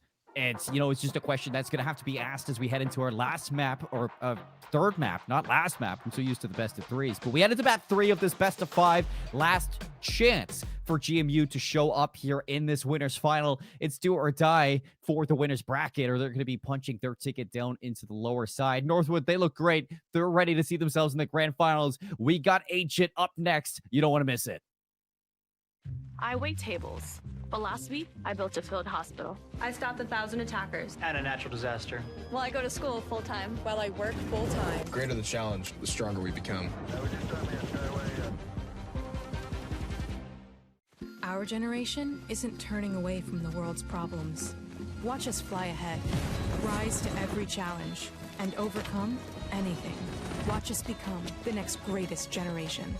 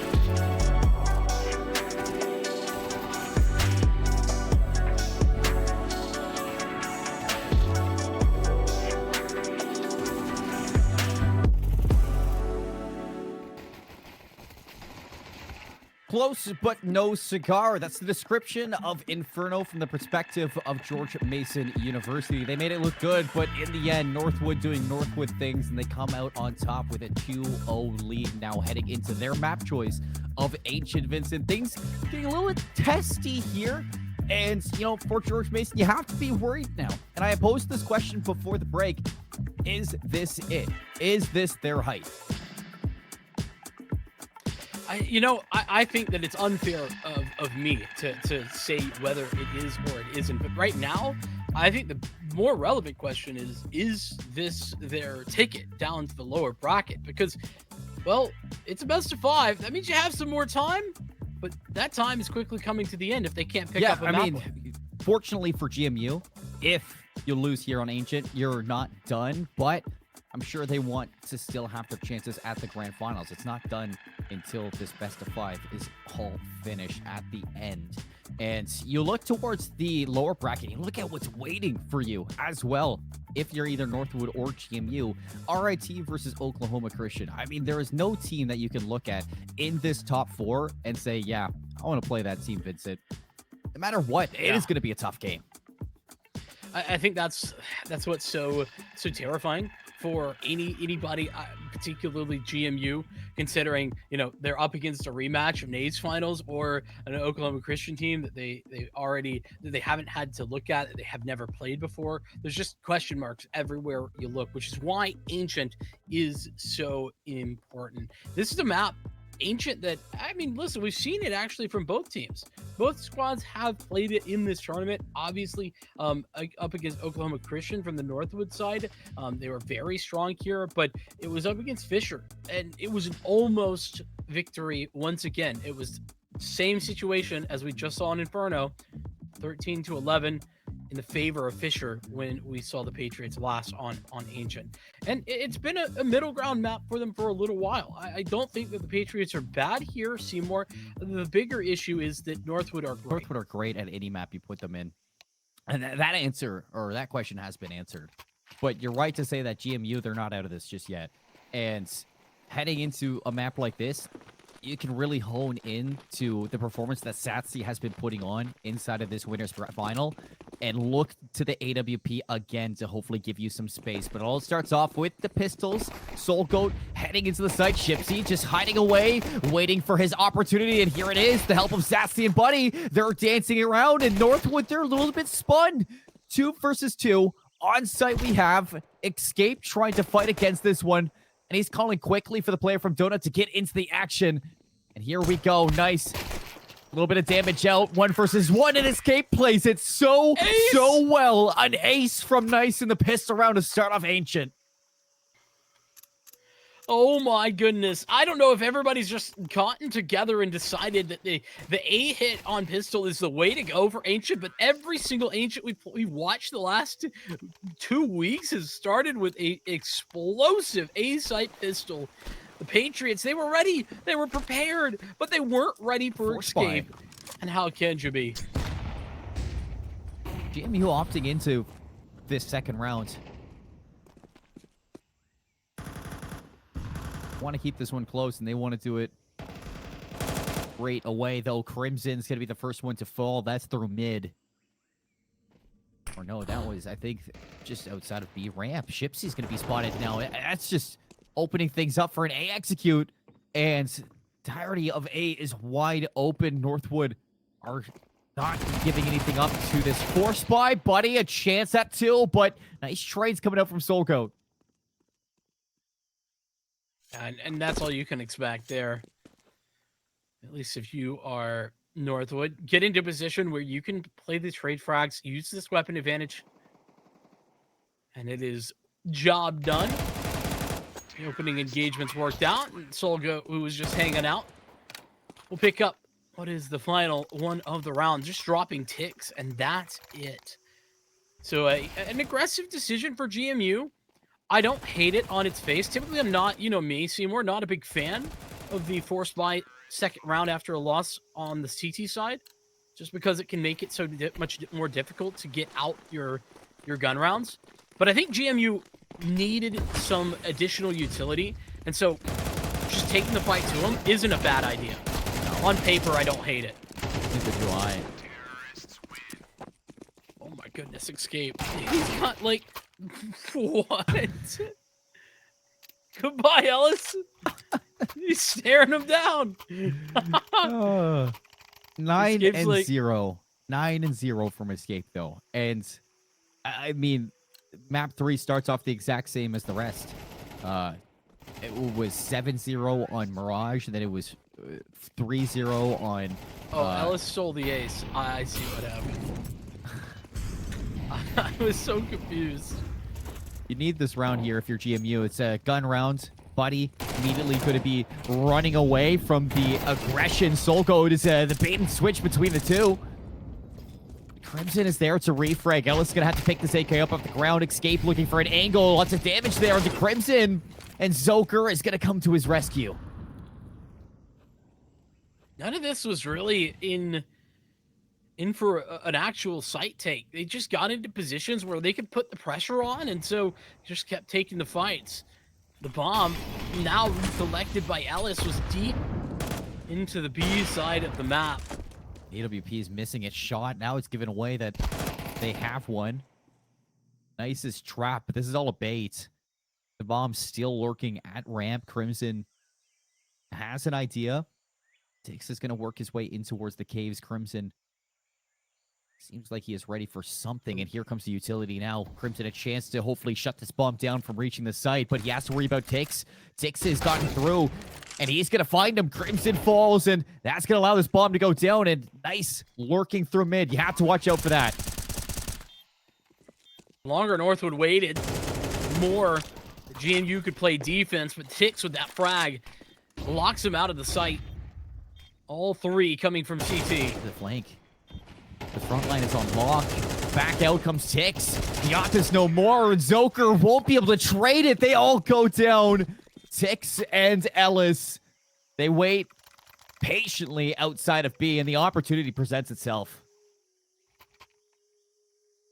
So critical as well. You know, you were talking about the flank coming in. It was coming, it was coming, it was coming. It just never came. The problem is that because that A player who was making the fake stays alive, it's always just a question in the back of the GMU mind. Where is he at? What gap has he slipped? Where can we go? What is safe or what isn't safe?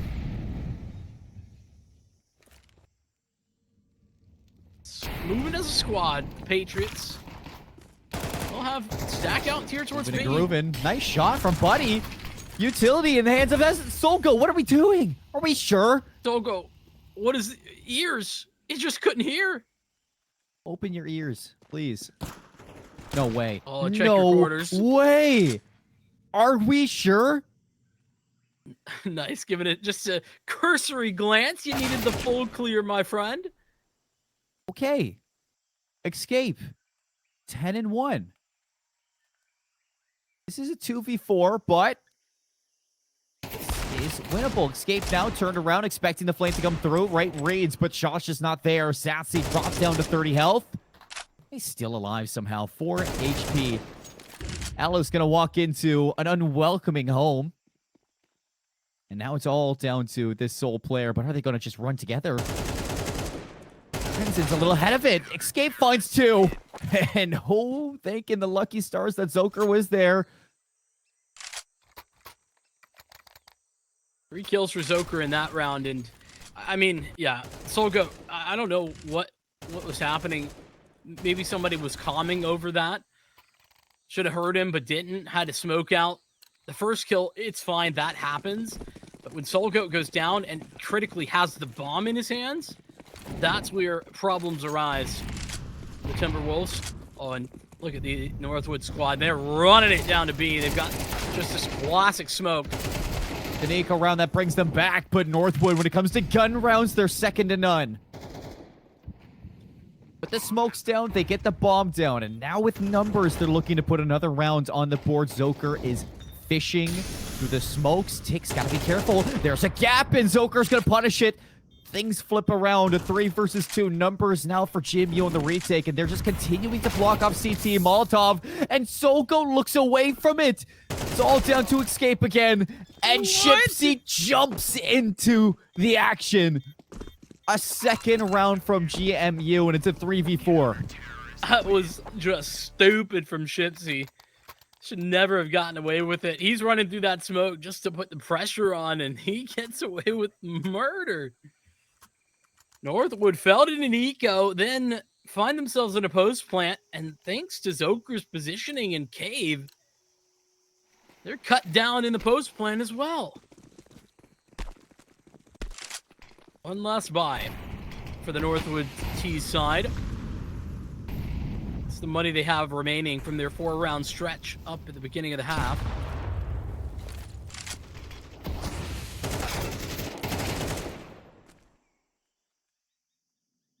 Oh, Escape. It's Escape to get to through mid, through the trades. Buddy has to be careful. He is listening to everything around him, but nothing to come his way. Shipsy and Donut gives it away. 3 members there in the lineup. Shipsy gets 2 out of it. It's a 2v2. 3 kills already for Escape. Nice. To be in position, and he's got the timing. Spots out Crimson as well. Goes back in. 1v1 for Crimson versus Escape. Looking for yet another 4K. Love the single from Escape. He's just keeping it simple. Very aggressive. Very unaware. Crimson, he's going to check it, but the shoulder gives it away. And Escape just waiting patiently. The perfect headshot angle. Escape is currently unstoppable. He's having... I mean, you remember when Zoker was just the only guy in the server doing anything last week against Fisher? So you want better. You remember when Tix was the only player in the server doing anything for this team? I mean, to be fair, yes, but that was a little while ago. I was hoping for something more recent. Escape is doing that right now. Yeah.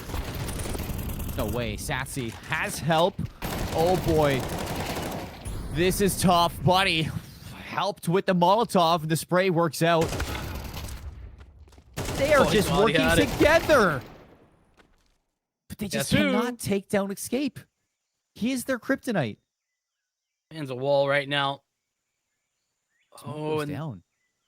So this is the gap. Crimson's going to re-clear it. It's all up to Escape again. 1v3. Flash out. He gets Satsy. No respect from the respected. Now Escape just dancing around this pillar. Crimson listening to him and playing his patience on that fight. Waiting for Escape to get a little over egregious in that play, which he does.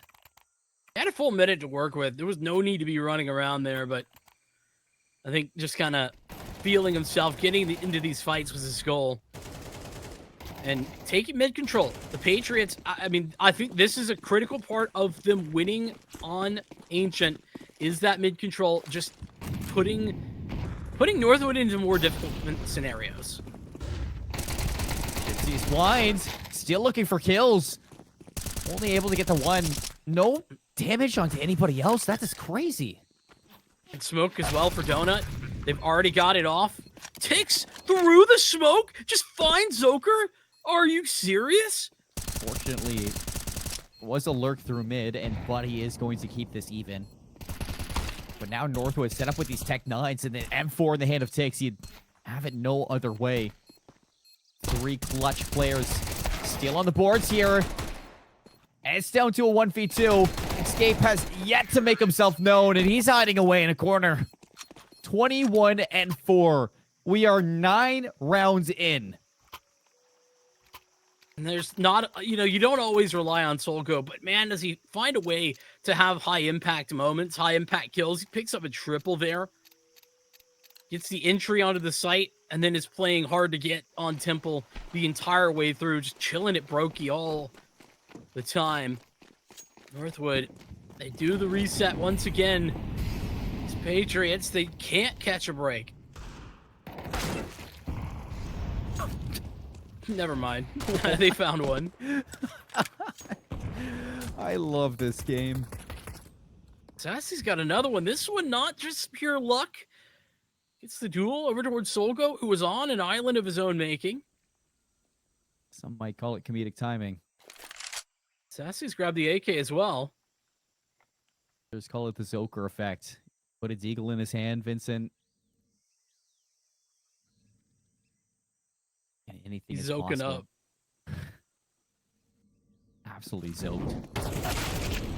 Shipsy looking the wrong way. Zoker gives up the angle on the fadeaway shot. Can he get more? Escape puts it to rest. 2 versus 3. Bomb going down. This is tough.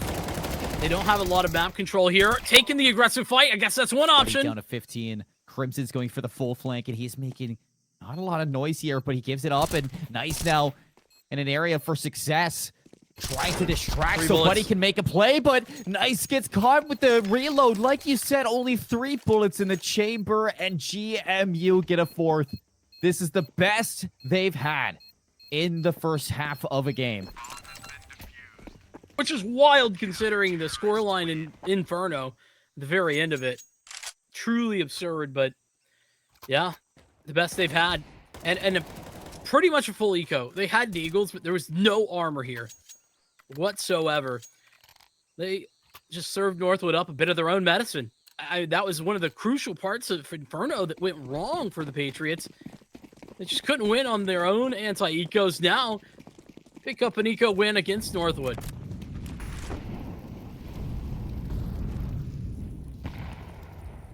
Op is out for Satsy. Shots to the smoke, and he's got to go. Buddy looking to give him some time, but the trade's still there, and Ellis has picked up the op. It's on the Shipsy to make a difference, and Nice from range with the Tech 9 beheads him. And the A side is done. This round is over. Well, I mean, on the one hand, the bomb's just now going down, so you could argue to go back in, but at the same time, I'm with you. Hard to make a dent in this 3-on-2. It looks like Crimson might give it a try. He does have Buddy all the way in spawn. Not a lot of space gained, but a free frag onto Nice will start it out nicely.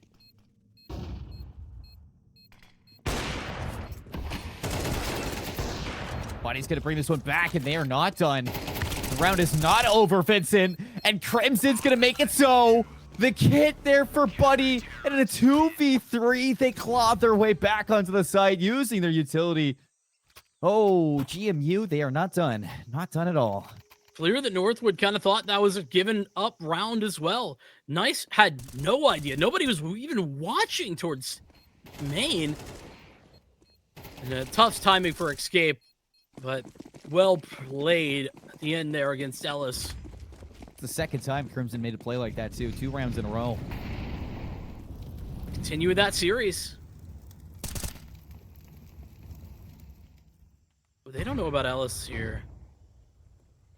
Should know about Zoker. He's got time. He's going to hear the utility. Zoker pulls out the M4 just the right time. Swings out and takes down Ellis, too. Now for GMU. Sassy's going to have to fall back. Looking for something with this op, but it's not going to be. Basically no utility left. Single flash, Namali. Now it's all down to 2. In a 2 versus 2, Zoker has reunited with Sassy. They know where escape is, but it's Nice. That's going to be the issue. Waiting for the push-up, spots the barrel, and that's the communication over towards his teammate. Burns alive, but it's all down to 1. Kit for Sassy. He knows where Nice is. And with the pistol, he does it again. The clutch after clutch from GMU. A 6-6 half on Ancient. The best map yet. I just want to point out how crazy this is. Escape ends 1/2 of Counter-Strike at 24-7, and it's a tied half. I mean, that is crazy. This is the CT side, though, for GMU, and now they got to step up, and they have to go toe-to-toe with Northwood on their T side of Ancient. That's a tall task, a tall order to be sure, but we've seen it before. I think GMU can do it. Northwood, they're going to be pretty prepared for this B hit. Just Ellis on the back foot to play the retake. prepared at all. It's Ellis alone, and he's going to fall. Everybody stacked A. You thought it was going to be a classic, but a bit of a wrench in the system. And now Buddy, crossfire with Shipsy. Go back and forth, bait and switch. Ticks, though, being an issue. 3 versus 3, looking for their way back in. They have a kit on Soulgoat so they can take their time, but Shipsy's going around the world. And he turns back. Ticks his third of the round. Molotov set up from Joker. Perfect spot. The smoke is down. Soulgoat's going to stick it. The ninja defusing the smoke. This is the wrong game for lineups. They all go down, but it simply doesn't matter. Oh, and that lineup would have been it would have sealed the deal had it not been for the smoke late into the round. Ticks, what an unbelievable comeback he's pulled off. Those first 2 frags are his. He pulls around the pillar and gets another. That one's gonna hurt. GMU, they're right back in it. They're buying again.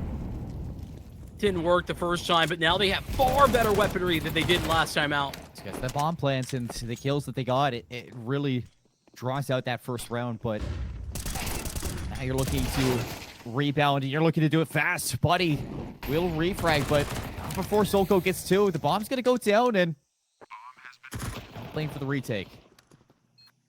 It's tough out here. GMU team flashing there. That's how Soulgoat gets the first frag for free. He's going to re-clear into temple. Ellis, he's been seen, but Sassy doesn't get the kill, and this is trouble now for GMU. Down to 2 members, both stacked on top of each other. Buddy's getting run down by MP9s, and Crimson can't clutch this time around.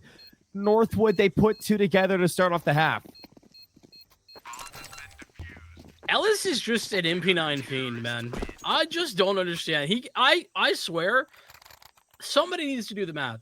But this series, I think Ellis has gotten more MP9 kills than anything else. Every single time. You look, yeah, poor guy Shipsy is full blind. Full blind coming into that. There's where Ellis gets activated. It's up against an AK, or rather a Galil inside of Temple. Fire rate helping him out big time, but Northwood, 2 rounds in a row. The pistol, theirs, off the back of that ninja. And a triple kill from Ticks. Soulgoat on the double, and nothing on the force buy. They're going to do it again. GMU.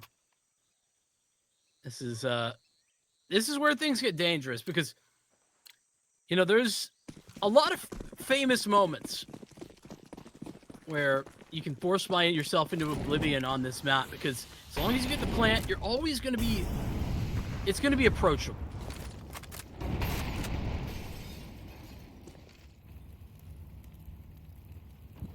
GMU looking for a little bit more than approachable right now. Joker's going to tease it. Wide swing from Shipsy. Ticks has to get out of there. 52 health. Smoke will give him some space to work with. And GMU, where the last couple of rounds have been swift, wild, fair. What are we doing? Slowing it down. Sassy getting a little too fancy. Couple kills here and there. Not enough spice, though.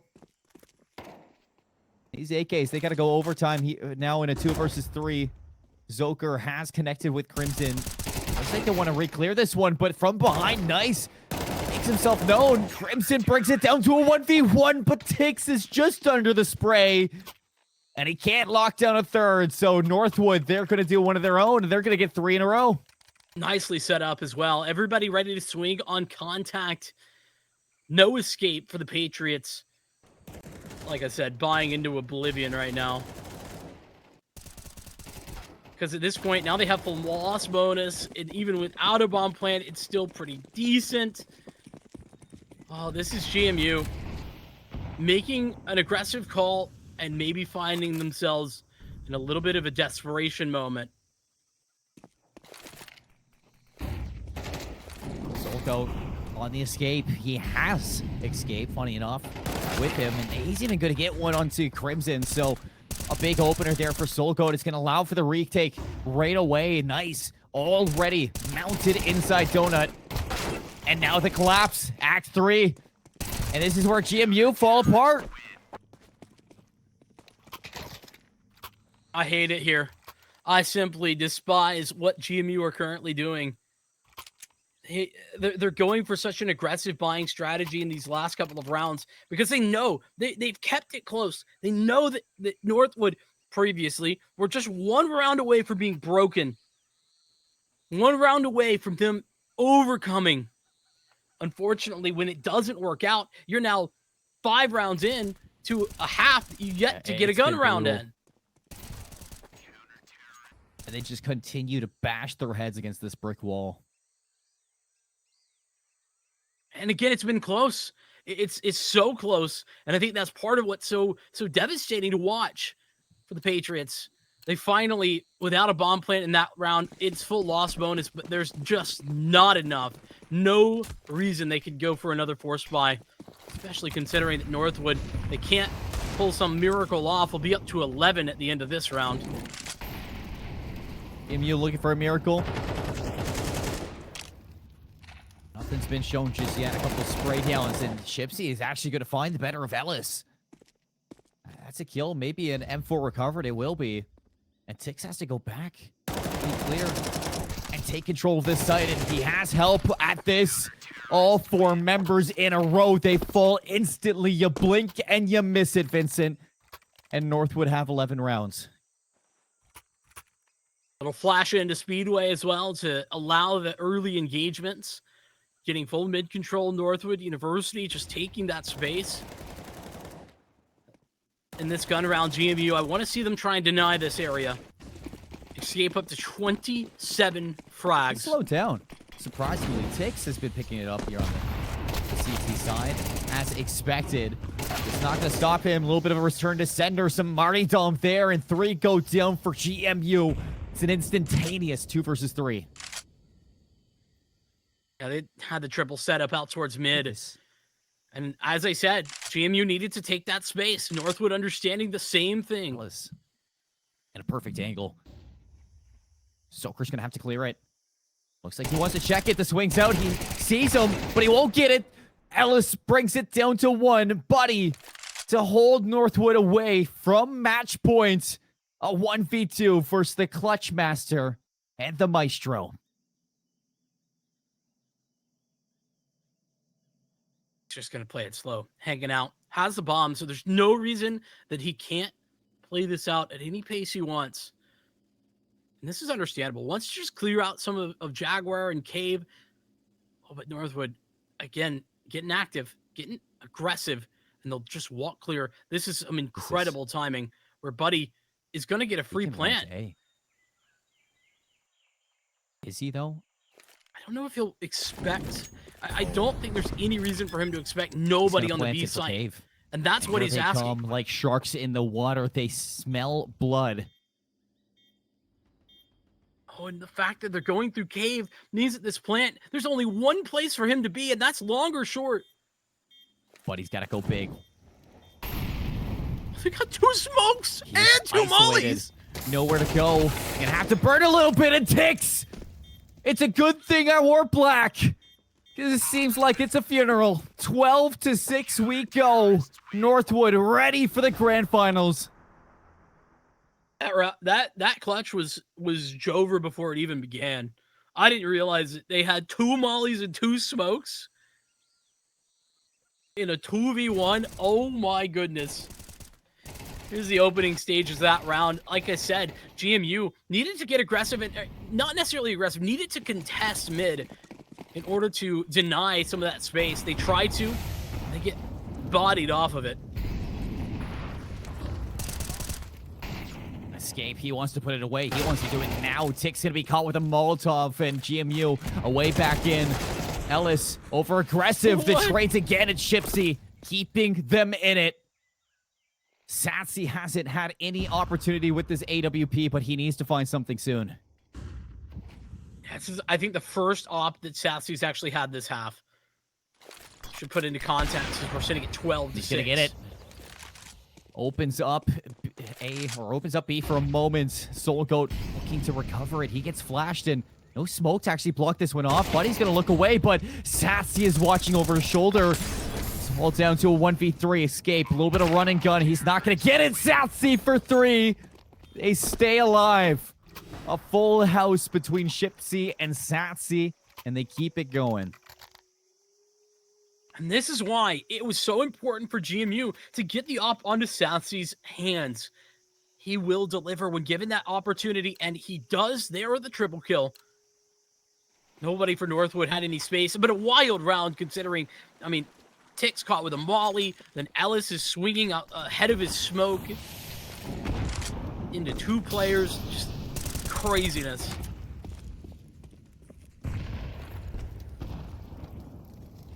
Guys, get the boost. Okay, we can do this together. Escape. Finally makes his way up. Satsy's got to turn around, and this op is in a very tough spot. Very tight angle. To find So anything isolated. more. Flash in, and he won't hit the shot. All down to 3. With the bomb, it's here over at A. They've got a lot of space. They've just tossed a smoke deep into Donut, which means that they're not going to get control of it. That's a concern. But it does stall this retake out just that little bit longer. Notice exactly where Nice is located. He's so quick to this position. Numbers, Northwood looking for a way back in, and Nice is going to deliver it. Crimson low on health, and on the front line looking for a play. It's going to push Zoker against the odds, and that's it. Northwood, they're heading to the grand finals. GMU, they put up quite the fight. They tried their best, but their best just isn't enough against the Timberwolves. They have looked on fire this tournament, and it doesn't end here. No, I mean, expectations were that they would be going deep. Grand finals, not even a question really that they could make, but in such dominant fashion. That's, I think, where we weren't sure. We sure have the answers now. Man, Escape had to have dropped at least 30 there by the end on that map. It's hard to see a world where GMU could have done better actually on Ancient. I know that's maybe seems a little bit sour, but they played really well on Ancient. It's just so incredible that Escape is playing so well. Everybody was stepping up, and then of course the clutch moments were incredible. Yeah. So many 1vX scenarios for Northwood that goes their way. You just can never count them out.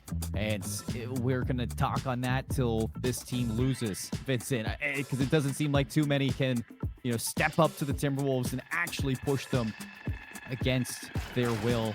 And here we go. We get to look back at this Ancient from start to finish. It just seemed like Northwood, they had their hands on the steering wheel up until the second part of the first half.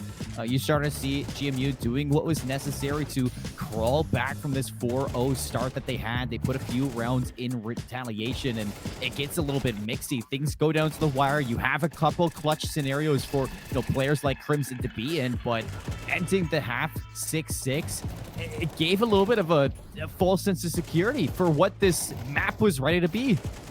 I don't know that GMU ever felt secure, considering, down 2 in a best of 5. You should be never in that position. But I do think that there's one thing to talk about this entire series with, and it is how incredible Northwood's pistols have been.